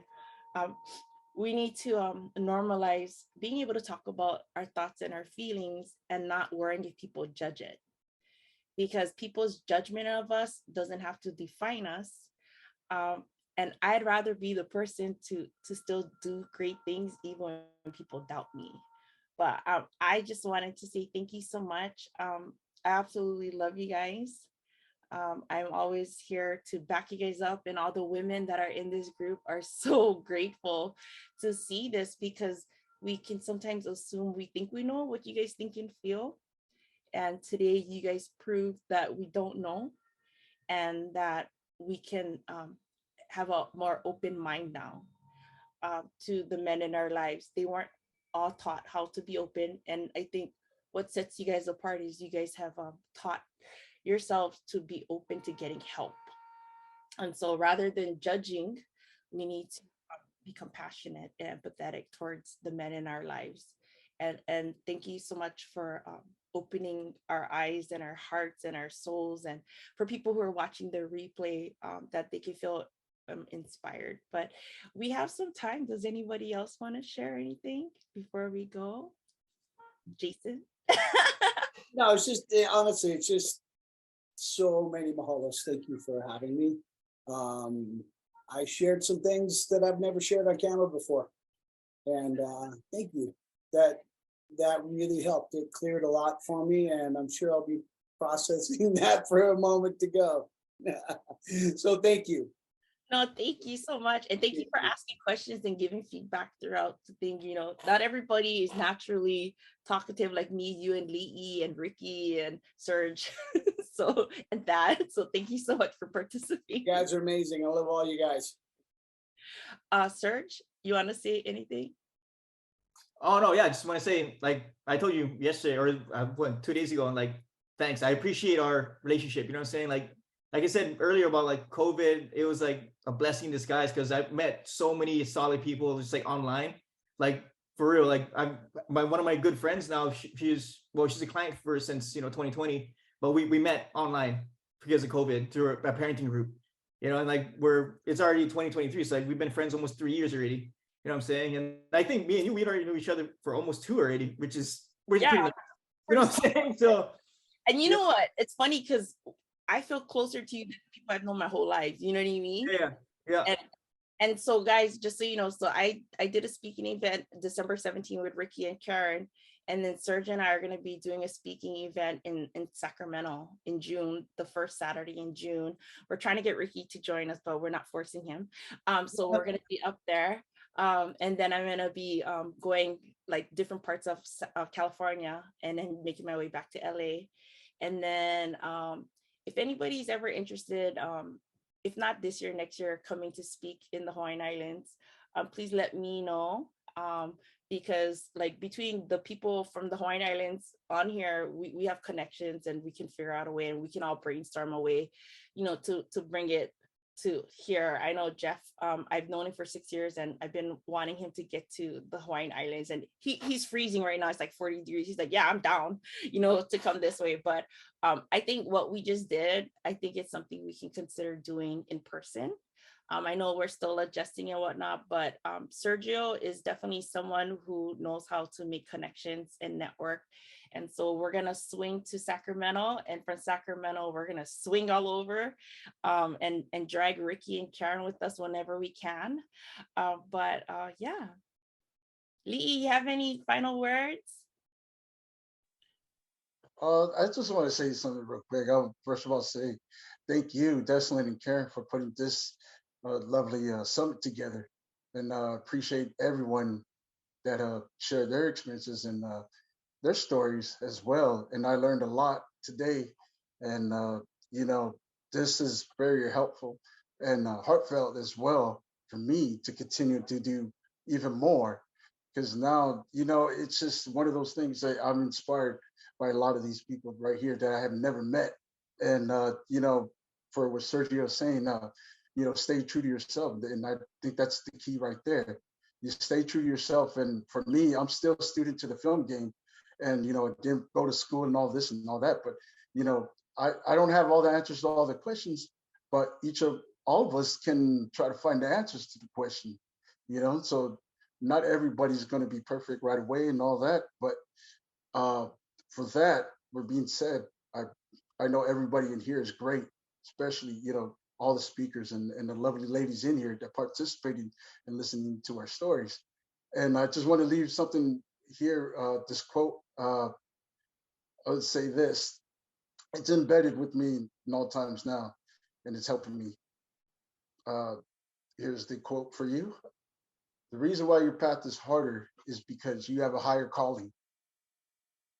I just want you guys to remember that. Whatever the struggles and anything that you guys are trying to perfect on your craft, your dreams and your goals, and whatever you're trying to establish, hopefully that it works out for you, whatever the outcome comes to you. And that's all I can say. Anybody else who can say, I just want to put my little two cents in. And I love all you guys. Appreciate it. Well, we love you too, mister. Guys, in the chat, people are just really extremely grateful for the time that you guys invested in being here. Normally I do one summit a year. I did one 2020, 21, wait, 21, yeah, no, 21, 22, and 23. But this year I'm actually going to do one more at the ending of the year. So I'm doing two. And so if you guys have any suggestions or whatnot, I'm about to, she's not here, but I'm actually planning one with Pacifica women. Someone had asked me they wanted to do Pacifica women. You know, the one thing I realized, I'm grateful to be multiracial. If anybody asks me, I'm human race. You know, I don't lean towards this or that because I'm multiracial. I can't lean one way, and neither can my son because he's like even more and stuff. But I realized that being that I'm Filipino, Hawaiian, Spanish, Chinese, I'm a Polynesian and a Pacifica, Latina, all that kind of stuff. I noticed that people who look like me, they don't feel they deserve to be in this kind of space for some reason, you know. And so I'm so grateful because like Jason and Sandy, you guys have been to the islands and you understand how we can feel that way, right? So thank you so much for always empowering us to know that, you know, we matter and whatnot. And so as I navigated to 2023 and I said navigating to the next year, I used to feel insecure too, but I realized that like even as a podcaster, there's not a lot of podcasters, and Thad can even tell you there's not a lot of podcasters that are brown people. You know, especially an islander, it's really rare of us to be here in this space. But so I'm about to launch over and do things and whatnot. And I also wanted to share that my son is going to be graduating in 2 years. I'm so excited for him and for me because I'll still be decently young. But yeah, so my son's planning to move to the States. Right now he's in Albuquerque, but I'm probably going to be transitioning. Well, no, I am transitioning to California when he moves. And so I'm doing the best that I can while I'm here. And so I just want you guys to know, like, I'm honored and privileged to be here. But yeah, so if you guys have any ideas, or if you guys want to do workshops and collaboration, because obviously you guys all have strengths that I don't.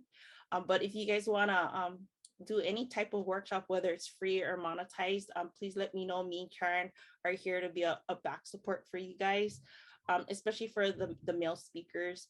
You guys are rare and we will protect you at all costs. So that's all I wanted to share. But yeah, guys, thank you so much for joining us for the Healing Summit. And we just wanted to share our love and to wish you guys an incredible rest of your Saturday. Deslynn, Karen, you ladies are a blessing. Thank you. Thanks, guys. Bye. Love you guys. Aloha. Bye. Thank you.